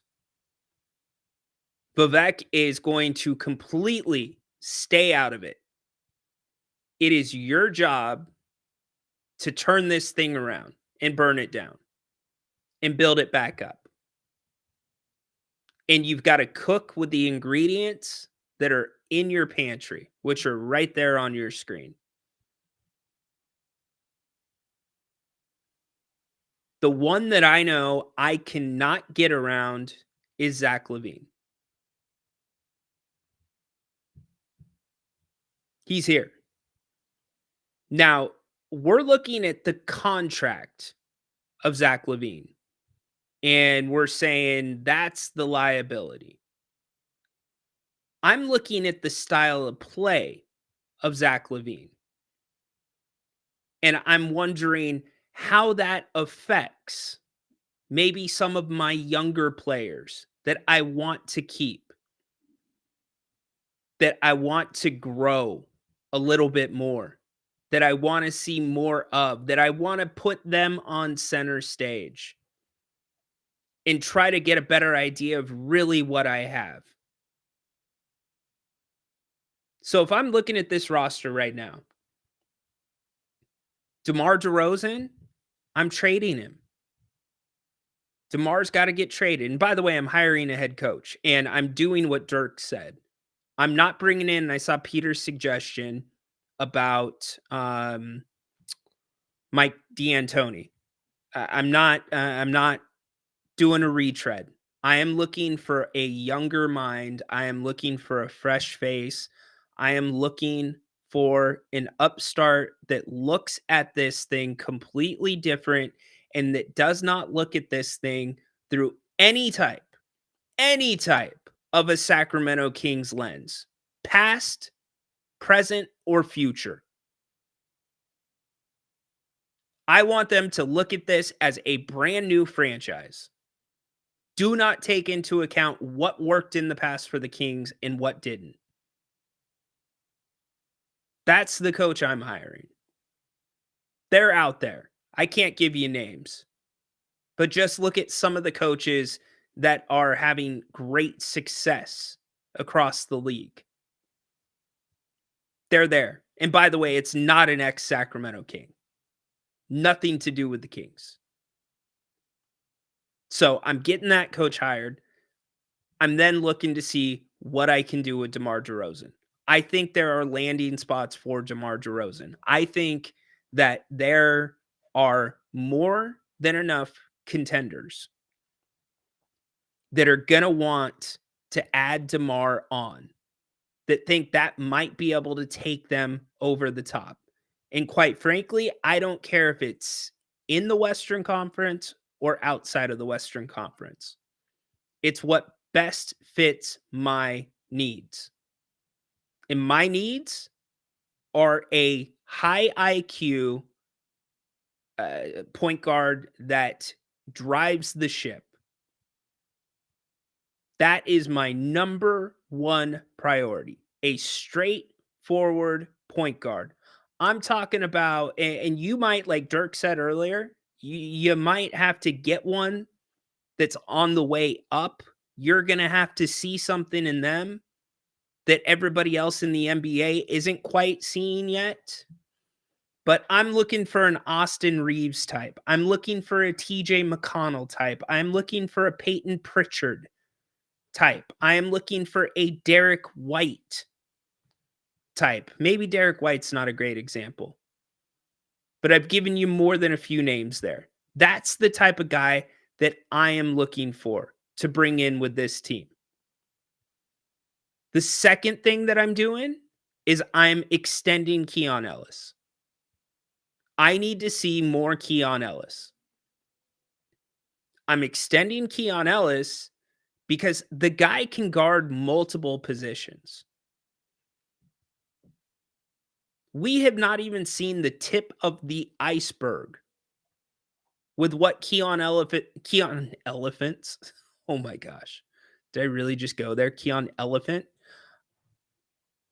I am going to try to see what Keon's offensive game can be. What we know right now, he can shoot the three. That's what we know. What more can Keon do? So I'm getting him extended, and I am getting him extended as soon as possible. I'm not letting that float out there. And here's the other thing that you got to take into account. Trade deadlines as we know them are going to completely change. This last trade deadline is going to be way more similar to what we're going to see in the future. You're going to see teams that are going to be flipping all-stars because of this CBA. They can't wait around 2, 3, 4 years with a guy. You are going to see a lot more movement, so take that into account as well. Trey Lyles, gone, not re-signing him. Valanciunas, love it. He stays. Has to stay. He's on the books. Malik Monk, he's still on the roster for me, but he's going back to the bench as my sixth man. Domantas Sabonis, he's here. I'm listening to offers. I'm open to trading him. He's not untouchable, but I'm not going to do what Vivek did with De'Aaron Fox and have a fire sale and send him to exactly where he wanted to go. Not doing it. It's not in the best interest of my team.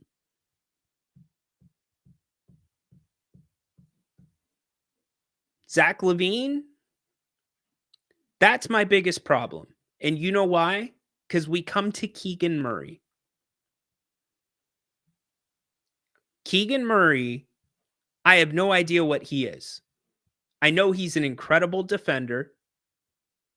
I know that I have a guy that can guard 5 positions on the court. And if I have Keon Ellis on the roster, and I have Malik Monk on the roster, and I have Devin Carter on the roster, I have 4 guys that can switch at any time. The best defenses in the NBA, i.e. the LA Clippers, they switch 1 through 5. But my biggest challenge that I'm working out with my head coach is how do I feature Keegan Murray, or at least give him the opportunity to be my featured player without having Zach LaVine taking away from that? How do you work that in? I want smart players, high basketball IQ guys. That's what I'm doing. Jake LaRavia, I'm open to bringing Jake back, but I'm not going to overpay for him. But most importantly, with that DeMar DeRozan trade, I am looking to get back into the first round of this draft. I'm looking to get into the lottery of this draft. Meaning, if I need to package somebody with him, I will.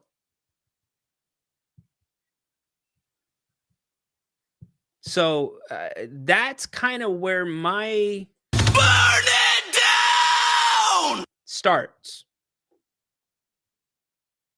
Let me know what yours would do. We'll get back to the chat in a second. We got some calls that are on the line, and certainly if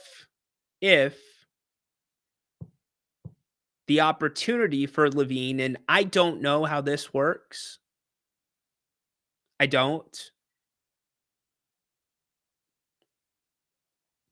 It's why teams have departments, employees that specialize in the CBA, that specialize in the cap, in signing.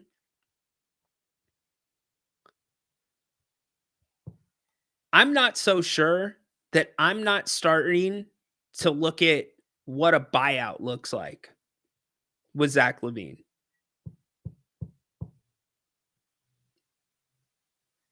As this contract continues to go along and as we get closer to that year where Zach has that option. So I don't know how a buyout affects the cap, but you get where I'm going. From what we're seeing right now, we are headed towards one of those situations where Zach LaVine gets traded and gets bought out by another team. That's where it feels like it's headed. Adam Musso, we're coming to you in a second. First, Alex, what's going on today? Hey, what's going on, Ryan? How you doing? Doing well, buddy. Good, good. So I do want to touch on the Kings for sure. It's like a hot topic. And as far as the Zach LaVine buyout, I feel like it's like a 0 to 1% chance happening. Just my opinion, though. But I do want to know your opinion specifically on this because you're a Seahawks fan. Hey, I'm not looking forward, or I guess I'm not done with basketball yet. I know how our Kings are looking right now, but my Raiders got Geno Smith. I wasn't super excited about it. What do you think about Geno Smith being a Seahawks fan? What do I think about Geno Smith? Yes. I think he's at the tail end Mhm. of, his run. I think that even though he's being paid decent money, and I think Pete Carroll got a lot out of Geno Smith, and I think the Yeah. passing game that Pete Carroll likes to use benefits Geno Smith. But I don't think Pete Carroll is married to starting Geno Smith. Let me remind you, the Seahawks brought in Matt Flynn for big money, and they drafted Russell Wilson with a 3rd-round pick, and Russell won the job. So if I'm a Raiders fan, I'm open to anything because I think both options could work. Oh, fair point. I mean, we still need a quarterback, like a young guy anyway, because Geno's what, like 35 or 34, something like that? Right. Yeah. So, I mean, we have to. I'm not really high on Shador Sanders. I was at first. I like Jackson. I don't know if you keep up with the quarterbacks in college, but I'm a big Jackson Dart fan from Ole Miss. I think he's good. Of course, Cam Ward's the head of the class. It's probably would have been a good topic for Corn Dog. I haven't seen him in a little bit, so he's your college football expert. But yeah, I like Dart. I hope we do still get some young prospect quarterback, but we'll see. I just was curious about Geno. I know he had an okay season last year. I'm just not ready to attach the ship to him yet. Oh yeah, there's no reason to, and I think that there's still flexible. You're gonna draft a quarterback, Yeah. and what Geno Smith does is it gives you the ability to take the quarterback that you want. If there's a quarterback that you think that is not as highly rated on all the big boards, but you see something different in him, and you think you can develop him differently than another NFL program, then do it. It opens up that opportunity. Pete Carroll has a proven history of being able and willing to do that. Yeah, hopefully I'm hoping for the best, like I said, because we kind of have an idea where the Kings are going. So I want to have some hope, heading towards the summer, leading into training camp. But yeah, anyway, about the Kings, I have a little bit more of an optimistic look than the gloom and doom stuff that's been going on. It doesn't look great right now, obviously. And yeah, we're not going to go higher than a 9th seed, it looks like. And man, if anything proves why we're not going to, I guess, win the plan, it's these last 2 games. We beat the quote unquote best team, lose to a really bad team. Yeah. It's like, yeah, I don't know if I trust this team to win 2 straight games because just of what just happened. But anyway, speaking of next year, I do have some optimism only if certain things happen. When I say certain things, you brought it up, re-signing Keon Ellis. And I mean, I also think signing or re-signing Jake LaRavia too. I think the most they can give him is 5.5, which some desperate team might give him more. You never know, but maybe the Kings give him like a 3.15 or something of that nature. You know what I mean? And the only reason I say that because we lock up those two guys, you do. It's not, I'm not saying you have a really good young core, but you have a LaRavia who's 23, I think. You have a Keegan Murray who's 24, 25, 24. Devin Carter, who he's going to have an off season. He's 22. And Keon Ellis, 24, 25. So, that's not the best core, obviously, but you have a young core to, grow with a little bit. And then you have a middle ground, which is Malik Monk. I think he's 26. And then you have your two old guys. And I'm saying this if they trade DeMar DeRozan, which I expect. Your two old guys, quote unquote, which are Sabonis and Levine, both 30 years old, or Sabonis is 29, something like that. So at that point, okay, we have our young guys, and then you have our two quote unquote old guys who are in their prime. Now what do? We need a point guard. And who should that be? The top of my head, I think of a big guard who doesn't really score that plays defense. I'm not saying this is who I want, but but it would be something in the nature of a Ben Simmons, Lonzo Ball, because they're big, they play defense. The only bad thing about them is they don't even play hardly at all. So, but I'm just trying to think of a big guard who plays defense that can play the point guard. The other one that I would love on this team would be Josh Giddey. I think he'd be fantastic for this team. So I don't know. That's who I'd like. I know you were talking about the smaller point guards who maybe they'd be good too, but I think we play a lot of small ball as is. I'd like a big point guard who could play defense. Okay. I can appreciate that opinion. There was a comment up about Sabonis being the best asset that the Kings have. I can't sign off on that right now. I don't necessarily agree with that. So, I won't lie. At first, I disagreed with you. A couple of weeks back or months back when you talked about he'd be a little bit difficult to move. Now, I'm kind of leaning towards your side because he is on a big contract. He does, and I hate to admit it, but he does kind of have like a niche type game where the ball is primarily focused around him. He doesn't rim protect. He's not super athletic. Laterally, he's decent for a big man. But yeah, I mean, not every team's going to want that. You know what I mean?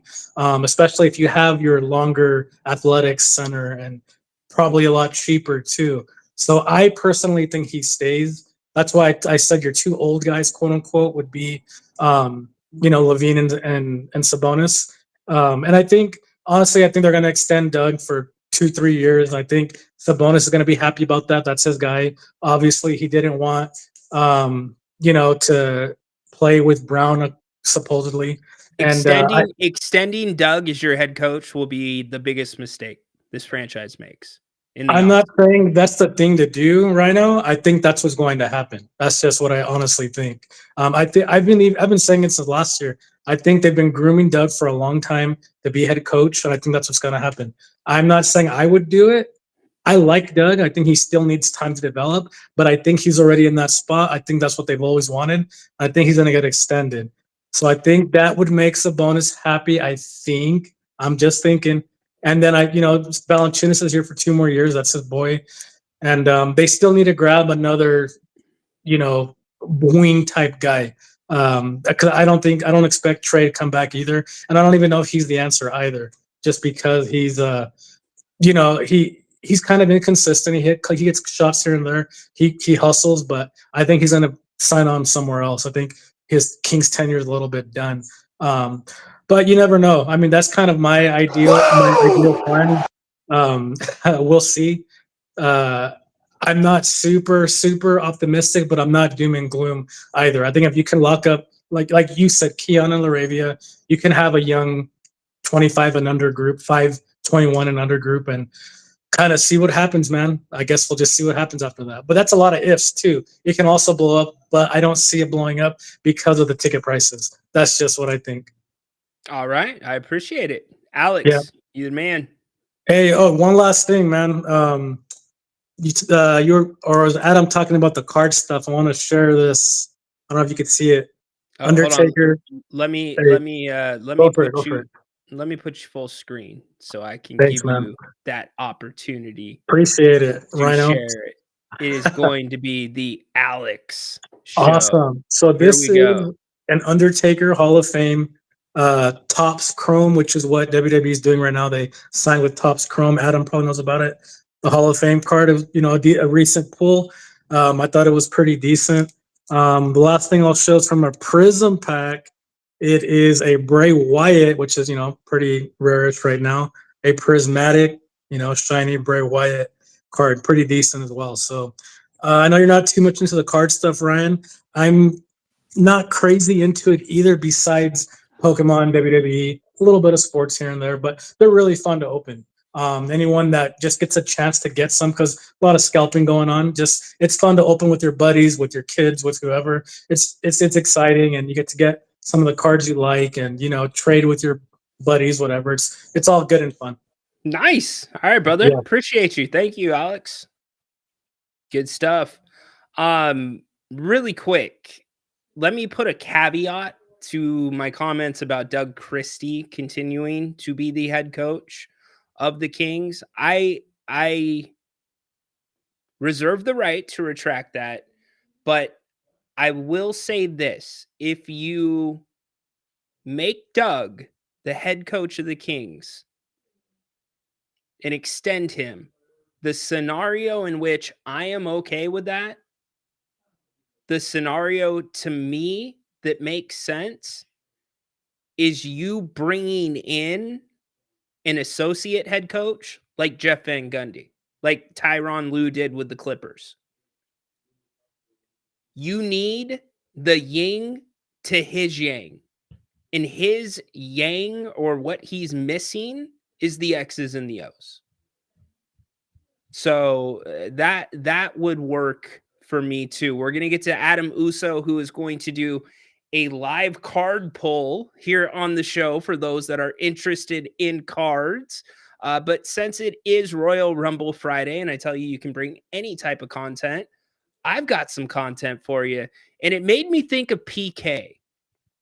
So you might be wondering why we are looking at a turtle in a box. Turtle in the box. This is from the AP. Man found with a live turtle concealed in his pants by TSA at a New Jersey airport. That's terrible. Newark, New Jersey. A Pennsylvania man who was going through security at a New Jersey airport was found to have a live turtle concealed in his pants, according to Federal Transport Security Administration. The turtle was detected Friday after a body scanner alarm went off at Newark Liberty International Airport. A TSA officer then conducted a pat down on the East Stroudsburg man and determined there was something concealed in the groin area of his pants. You know what the TSA agent said to him? No. You have lost your time to talk. When questioned further, the man reached into his pants and pulled out the turtle, which was about 5 inches, parentheses, 12 centimeters long, and wrapped in a small blue towel. He said it was a red ear slider turtle, a species that is popular as a pet. The man, whose name was not released, was escorted from the checkpoint area by Port Authority police and ended up missing his flight. The turtle was confiscated, and it's not clear if the turtle was the man's pet or why the turtle was in the man's pants.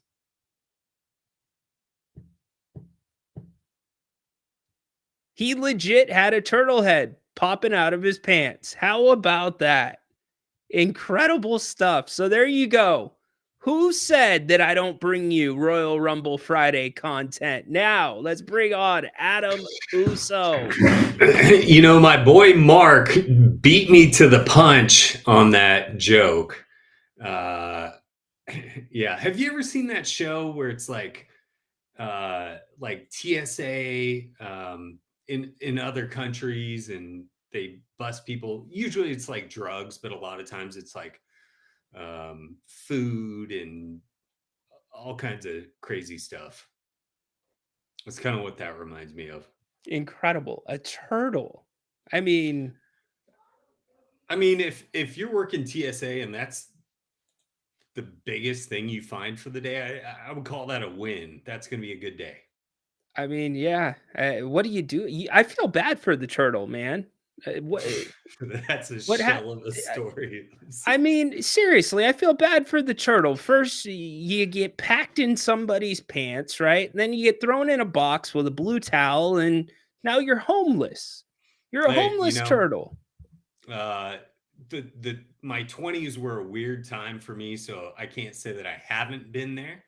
So I understand. Sometimes you gotta put the turtle in. I mean, usually it's like drugs or something else, but a turtle?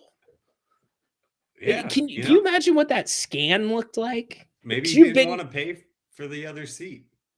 I mean, you've got to be really dumb to realize that there's full body scanners, right? Like, are they going to think no, you wouldn't have a cell phone in your pocket when you're doing the full body scanner. And those scanner things are awkward because you got to like put your hands up and everything. And for me, it's like a whole process because I have metal hips, right? I had both my hips replaced a couple of years ago. So I already know that I'm getting the extra search. But yeah. Turtle like in the pants. Kanye said, how am I supposed to get through TSA with this metal plate in my mouth? Oh, there you go. Good job. Good job. In a previous life, every time I went to court, they knew. They knew. I didn't even have to go through the metal detector. They just pulled me to the side, gave me the wand, and we were good to go. In fact, the Stockton Kings know too. They just say, "Hey, you're good. We know you got the metal hips." Well, we're all lucky and happy that you're a stable individual. Yeah, for sure. For sure. What are the rules for carry-on turtles? Well, I would imagine because there is the exotic pet trade, right? You got to ship them. It's like Delta Freight, and they've got to be boxed up. And yeah, I guess better a turtle on a plane than a snake on a plane. What is it like the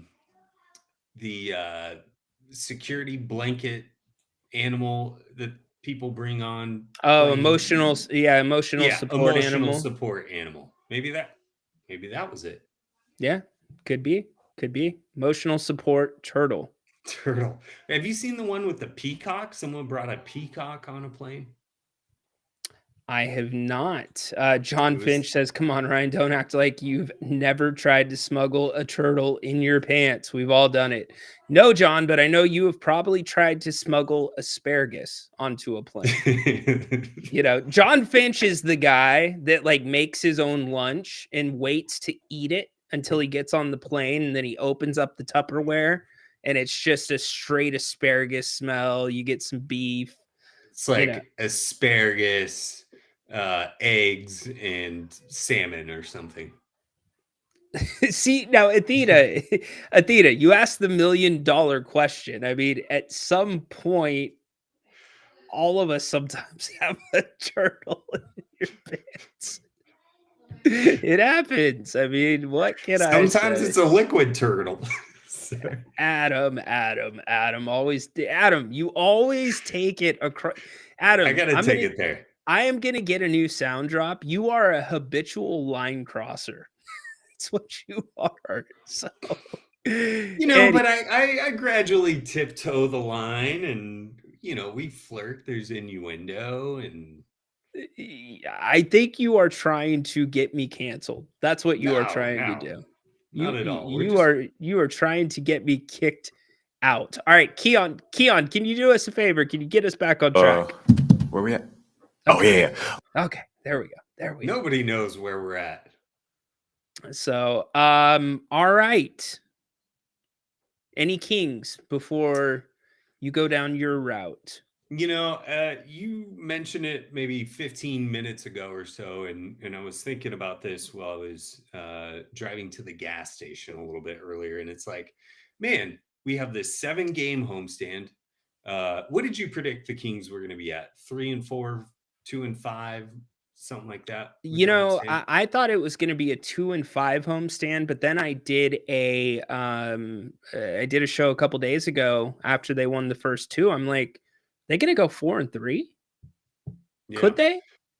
I think what you need to do is just take your 2-5 and flip it, right? Because we beat two teams that we thought we had zero chance against, and then we lose what we thought was maybe the gimme game, one of the gimme games of the homestand. So who knows? But here's the thing with the Kings: it's the same jersey, same team, different players. It doesn't matter as long as they've got Kings on their chest. We're always going to lose to a sub 500 Bulls team, and we'll beat the best team in the NBA. What are we going to do? Very I'm true. the Rick James of the Kings Court. All right, I like that. This might be the question of the day. Was that turtle drug tested? You seen those avocados from Mexico? Yeah, they pop those things open and then it's like all white inside the avocado. It's kind of wild. I mean, I did see one of the shows that you were talking about where it's the TSA people, but it's more international stuff. It's not actually domestic. And people will actually drill into pallets and fill like the center parts of the wood with stuff. So the pallet is actually the agents feel that the pallet's heavier than it should be. And then they have to start drilling into it, and soon enough they find innovation knows no limits. Yeah, no doubt. But that's a good question. Was the turtle drug tested? Who knows? What do you guys want to talk about? So that's the why turtle keistered it. What are we talking about here? Oh my god! The turtle ate a balloon. Okay, we are not talking about turtle lockers. All right, your king's take is good. What do you want to talk about with the WWE? Well, we talked a little bit on Tuesday about obviously the Cody and John Cena stuff. I don't know if there's anything else you want to revisit there. I still love the poor kid that got singled out front row. I think he might have been a plant. Explain what a plant is. Yeah. So WWE purposely puts this kid front and center, has a camera on him when he says, "I love you, John Cena." And then John's like, "This kid in the front, you're toxic." I'll tell you who was a plant. There was a show a couple of weeks ago where one of the wrestlers ripped a shirt off of somebody in the crowd. That was the New York show, I think. That was a plant for sure. Mm-hmm. Yeah. So am I going to put it past the WWE to do something like that? Absolutely not. But either way, it was fun to see that kid's reaction in his face. And, he could probably go to Comic-Con for the next 20 years and sell pictures for $20 a pop. So he's got a lucrative future in Brussels for him. What else do we got? We got new tag team champions with the Street Profits. Any take on that? No, just that they're doing a lot of shaking and a moving before WrestleMania. Yeah, and with WrestleMania, we've only got the 4 title matches lined up so far, I believe. I'm sure we'll see a Penta versus Braun Breaker pop up. Does Chad Gable get a shot against LA Knight? for the U.S. Championship. I don't think we're there yet, but I think it's on the horizon. Doesn't it seem like Chad Gable is probably headed towards a match with Penta, or is that going to be after Penta? Yeah, it could. I like where your head's at because I think Penta has to beat Braun Breaker. We got to get this title off the dude. Not that I dislike him, but I think there's a lot to be desired with Braun Breaker still, and I don't think that's the case so much with Penta. So I think he'd be a great IC champ. Okay, fair enough. Athena, appreciate you. Know you're checking out because Kings is your thing. Fridays, we go a little bit off the beaten path on Fridays. If you are just joining us on your first Royal Rumble Friday, we'll just hit a couple of bigger WWE things really quick, and then we'll let you get to opening your we're gonna break cards. This Gunther and Jey Uso build up is not good. They're not doing a good job of this thing, number one. And number two, I really, really hope. Great point, Mark. He should be. At some point, they started to kind of push him more, and then they went back to the Lashley thing. He could be a stud on his own. Yeah, he is a stud. And love what that guy does. Super athletic. He could do a lot of things as a singles wrestler, but that'll come whenever, there's so much going on with like the tag titles, both of them right now. Eventually those titles will be off of them, and maybe we see a split. Okay. Maybe not like a split with the Street Profits, but we need something bigger. BFAB doesn't really seem to be associated with them as much. So they're kind of on an island, but yes, I think Montez Ford absolutely deserves a singles run. So this is going to be me if they try to do anything like they did with Jeff Hardy and Matt Hardy when Jeff had the WWE title and Matt cost him the title. It's a complete crap. I'm going to be really upset. And maybe they're just flirting that line on TV right now to make you think that and, make it interesting, but don't do it. Don't do it. Yeah, I'm with you there. Kind of back to what you were talking about with the Jey and Gunther thing. If anyone else had won Royal Rumble, what title would they be going for? If anybody else, if it weren't Jey Uso who won Royal Rumble, and I think there's some exceptions. I think like a Drew McIntyre, maybe a Damian Priest, they would have gone for Gunther's belt. Right. But outside of that, I think everyone else would have gone for Cody. Right. Yeah. And so I think while we're not super stoked on the matchup or the buildup that we've had so far between these two, I think obviously it was deliberate that Jay's the one who won Royal Rumble, but I think it's also fitting that he went for Gunther's title. And I think if it were anyone else, we would be questioning, why is this person not going for Cody's belt and they're going for Gunther's? Fair enough. Really interesting that you bring up Rhea Ripley, Mark, because they're pulling a page. This is straight out of WrestleMania 24 when Randy Orton was the WWE champion and Cena had won the Rumble at Madison Square Garden. Surprise return. Triple H won the Chamber, and how did Triple H get? Somehow Triple H got involved.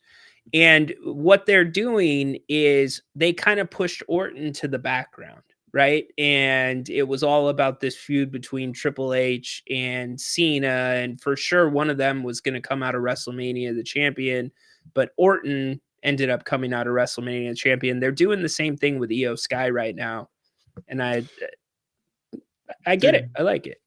They're doing that, and then I mean, I know there's no belt included with this match, but we're doing the same thing with CM Punk, Roman Reigns, and Seth Rollins. They're going to be on tonight as well, and I think that's going to lead to a three-way. I just personally, I'm not a huge fan of the three-way match. It's cool in spots, but you know, you're going to have three of your biggest women's, you know, wrestlers in a three-way for a belt. And then you've also got like three of your biggest names in a non-title match that are likely going to end up in a three-way match. And yeah, you probably got to split them up between night one and night two, but it's too much. Like it's kind of stale. It doesn't do anything for me. If it were one or the other, I'm cool with that, but I don't like both. All right. I'd probably rather see the men's side of things rather than get re-involved between Io Sky and Bianca personally. But you got to have Rhea at WrestleMania and something relevant. There's more to this Bianca and Jade thing. Way more. Bianca was part of it. There's no doubt about it. I think that will come to light. I don't know if it's before WrestleMania or after. I think if you do it after WrestleMania, something like that comes to light, maybe you set something up for SummerSlam. All right, fair enough. All right. On you, man. You're going full screen. Do your thing. Adam is to set it up really quick. What do you have? We're gonna set it up. Okay, so first off, I got a box of these chrome sapphires that just got released recently. And I pulled does your wife know that you put another mortgage on the house for those? Does she? You know, she's a trap wife. She doesn't need to know. Right? Okay. All right. All right. Just, go ahead. It's between us. Sure. All right. Not that, you know, this is the greatest autograph or the person that you desire, but still a really cool card. We've got a Pete Dunne number 4 out of 25 auto on the sapphire. What do they call this? Like an orange something or other. I'm not super into cards. I've only got into these things because it's WWE and you can hit a bunch of autos on these things. So I'm digging that aspect of it. I did hit this John Cena out of 50. No. You have lost your time to talk. And this is a cool card. That it's going on eBay for about $200, but what Topps is doing is they're doing these Topps Now cards. So this is I did not get a one of one card. We don't know yet, Mark. Okay, it's unopened. We're gonna pull it today. But what Topps is doing is they release some cards after Orange Parallel. That's the one. You know, that are relevant. So after Elimination Chamber, they released Bianca Belair. This one there's a couple autos or one auto that was floating around. So I threw my name in the hat. Didn't get it, but she is the first 2-time women's Elimination Chamber winner. So kind of a cool card. These things run about $10 a piece, but you're kind of shooting for those autos. Regardless, I think we had some cool moments at Elimination Chamber. And so you've got like John Cena punching Cody Rhodes in the face. That'll be, hold on. That could be a valuable card. Yeah. You know, I think later down the line is, you know, this sort of gets cemented in our memory. I think it'll be a cool card for sure. I just wanted like the whole story of the Cena Rhodes Rock thing. So I only bought like one of each of these, and I don't think that one was autographed. There's no autos on that. There's also the Rock holding Cody's face. I thought that was kind of a cool card. Again, no auto opportunities here, but just for me. It's too bad that they can't do a card with audio with Cody saying what he said. And do not say it, but again, the best F-bomb I think I have ever heard. It is the best F-bomb you've ever heard. Maybe they'll move to like an NFT or something like that. But then we've captured what is maybe the most memorable image of the night, which is this one with The Rock, John Cena standing over Cody's body, and Travis Scott in the background. These ones, there is one of one triple auto, and I bought 6 of these cards. So all 6 are in here. Obviously, this top card does not have the auto, but we're gonna pull, and we're gonna see if we pull the one of one auto here today on the King's Court. And just like Romy has Jungle Karma, I need some King's Court karma right Okay. about now. How can I do that? I don't know. Okay, let me get your favorite drops going. Name and he appears. I believe. You know what? Before we get into this, speaking of Joe Hendry, next Monday night, Jey Uso and a mystery partner are going to battle A-Town Down Under in Scotland. And we know where our boy Joe Hendry is from. All right, so I'm going to just pull these. Okay, same card. No auto. No auto. I have a feeling all of these are going to be no auto, but that's okay. No auto. The auto would be thicker. Would you know because the card's thicker? It might be. I'm not sure. No auto. Come on, give this man the auto. Come on. We can make it all right. Just like I won't tell my wife when I buy these cards, I'm not also going to tell her when I win. Ah! All right. Last chance here. That's terrible. Ah! We struck out. That's no okay. auto. But if you want to buy one of these cards for me, I'd probably sell it to you for $100 a pop. Is that what those go for? No, probably not. I'm a businessman. I love it. I love it. Everybody's like, Marinate a bit. Let me marinate a bit on that offer. That's okay. Dude, I appreciate you coming in and doing that. And I good luck on your continued chase. You know what I would be willing to do? Here's what I would be willing to do. If we could get a box, we'll go 50-50. A full box, and what is it? It's like 8 packs that's in a box. It depends on the box, but okay, the box that gives you a guaranteed autograph in each box. If we were able to get one of those boxes, I would be willing to do the rips here on the channel, and we can see what we get, see who we get, go half and half on the box. I'm down for that.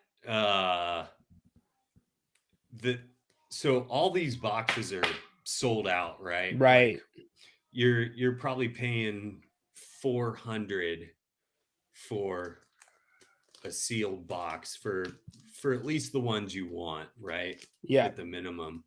But I'm down. I think what we need to do is determine who gets what. Who gets which wrestlers, and then we open it, and you win some, you lose See, some. now you're going into the Fanatics app thing. Yep, That's what you're yep. doing, and that's what I'm Mhm. trying to understand. So, okay, I Yeah. gotcha. So with the Fanatics breaks, there's a lot of different ways that people do these things where you can buy a wrestler outright. And so if you want like a Jey Uso, depending on how many boxes they're going to open, a guy like that might go for 100 to 200 bucks. And you have no guarantees that you're even going to pull a base Jey Uso card. So, do you get your money back if you don't get a Jey Uso? No. You get Oh. nothing. You get nothing, in the words of John Cena. Huh. But you also might spend $10 and you get a Jacob Fatu auto. So it's kind of crazy. It's kind of fun. It's a lot like gambling. And if you live in a state of Texas like I do, that you can't gamble, you know, this is kind of like your next best thing. It's kind of fun. And, you know, at the end of the day, like I'm just chasing autos on these things. That's all I care about. Yep. Good or bad, doesn't matter to me. It's just fun to have those things. It does take forever to fill spots sometimes. But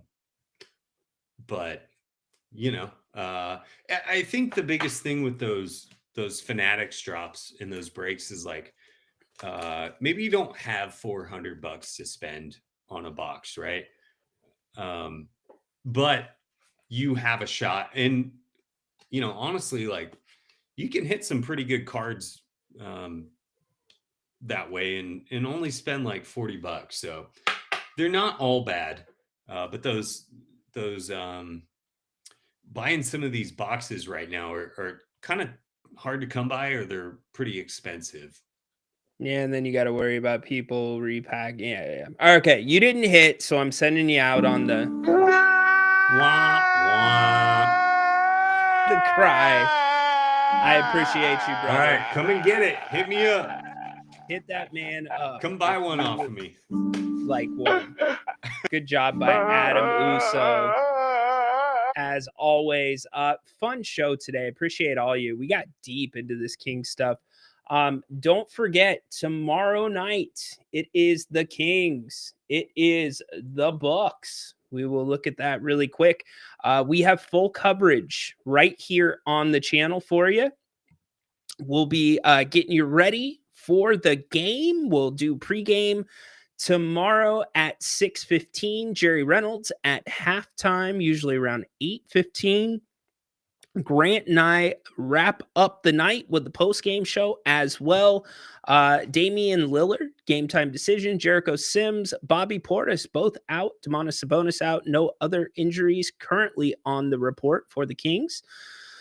So we will keep you posted on that. Hey, I appreciate each and every one of you. Thank you for making it a wonderful week, sticking by us here on the King's Court. Y'all are the best and most loyal fans in the association. Love you very much. If you haven't already, please make sure that you subscribe to the channel. We do so many other things besides game day coverage here on If You Don't Like That. Tons of great shows in the library. And thank you if you've already subscribed. And a thumbs up, please, if you would not mind, or a retweet, a like if you're watching on the X platform. Goes a long way for us. Your feedback, your comments, always greatly appreciated. You can hit me up on the X at Ryan_in_Sacktown. You can also email me, rhinoinsacktown@gmail.com. Before we get out the door, just want to give a big thanks also to Bennett's for sponsoring today's episode of the King's Court. 3 locations in the greater Sacramento area: Roseville, Rockland, Howe, and Fair Oaks. Prime rib on the weekends beginning tonight, Friday, Saturday, Sunday. Also weekend brunch, 11 to 2 p.m. Bubbles and brunch, meaning you can get a bottle of champagne, the orange juice, and 2 entrees for under $60. Heck of a deal. Hard to get out of the McDonald's drive-thru for under $60. Go to Bennett'sRestaurants.com. You can make your reservations there. You can put in your to-go orders. You can buy gift cards. And by the way, not too early to start making your Mother's Day reservations. You did not want to be on that day without a reservation. So go check that out. All and more at Bennett'sRestaurants.com. Prime cuts of seafood and steak. I would do anything for that New York right now in the corner. Also, happy hour 2 to 6 p.m. Every single day of the week. It's been a fun one, y'all. I appreciate you for being here.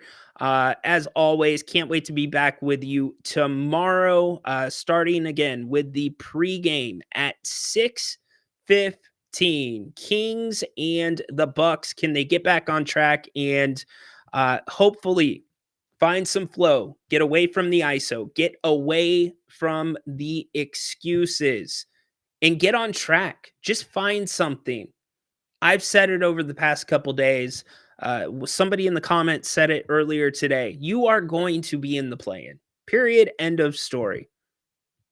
You're not moving up to 6. It's not happening. So target, gear, everything towards peaking for those 2 games.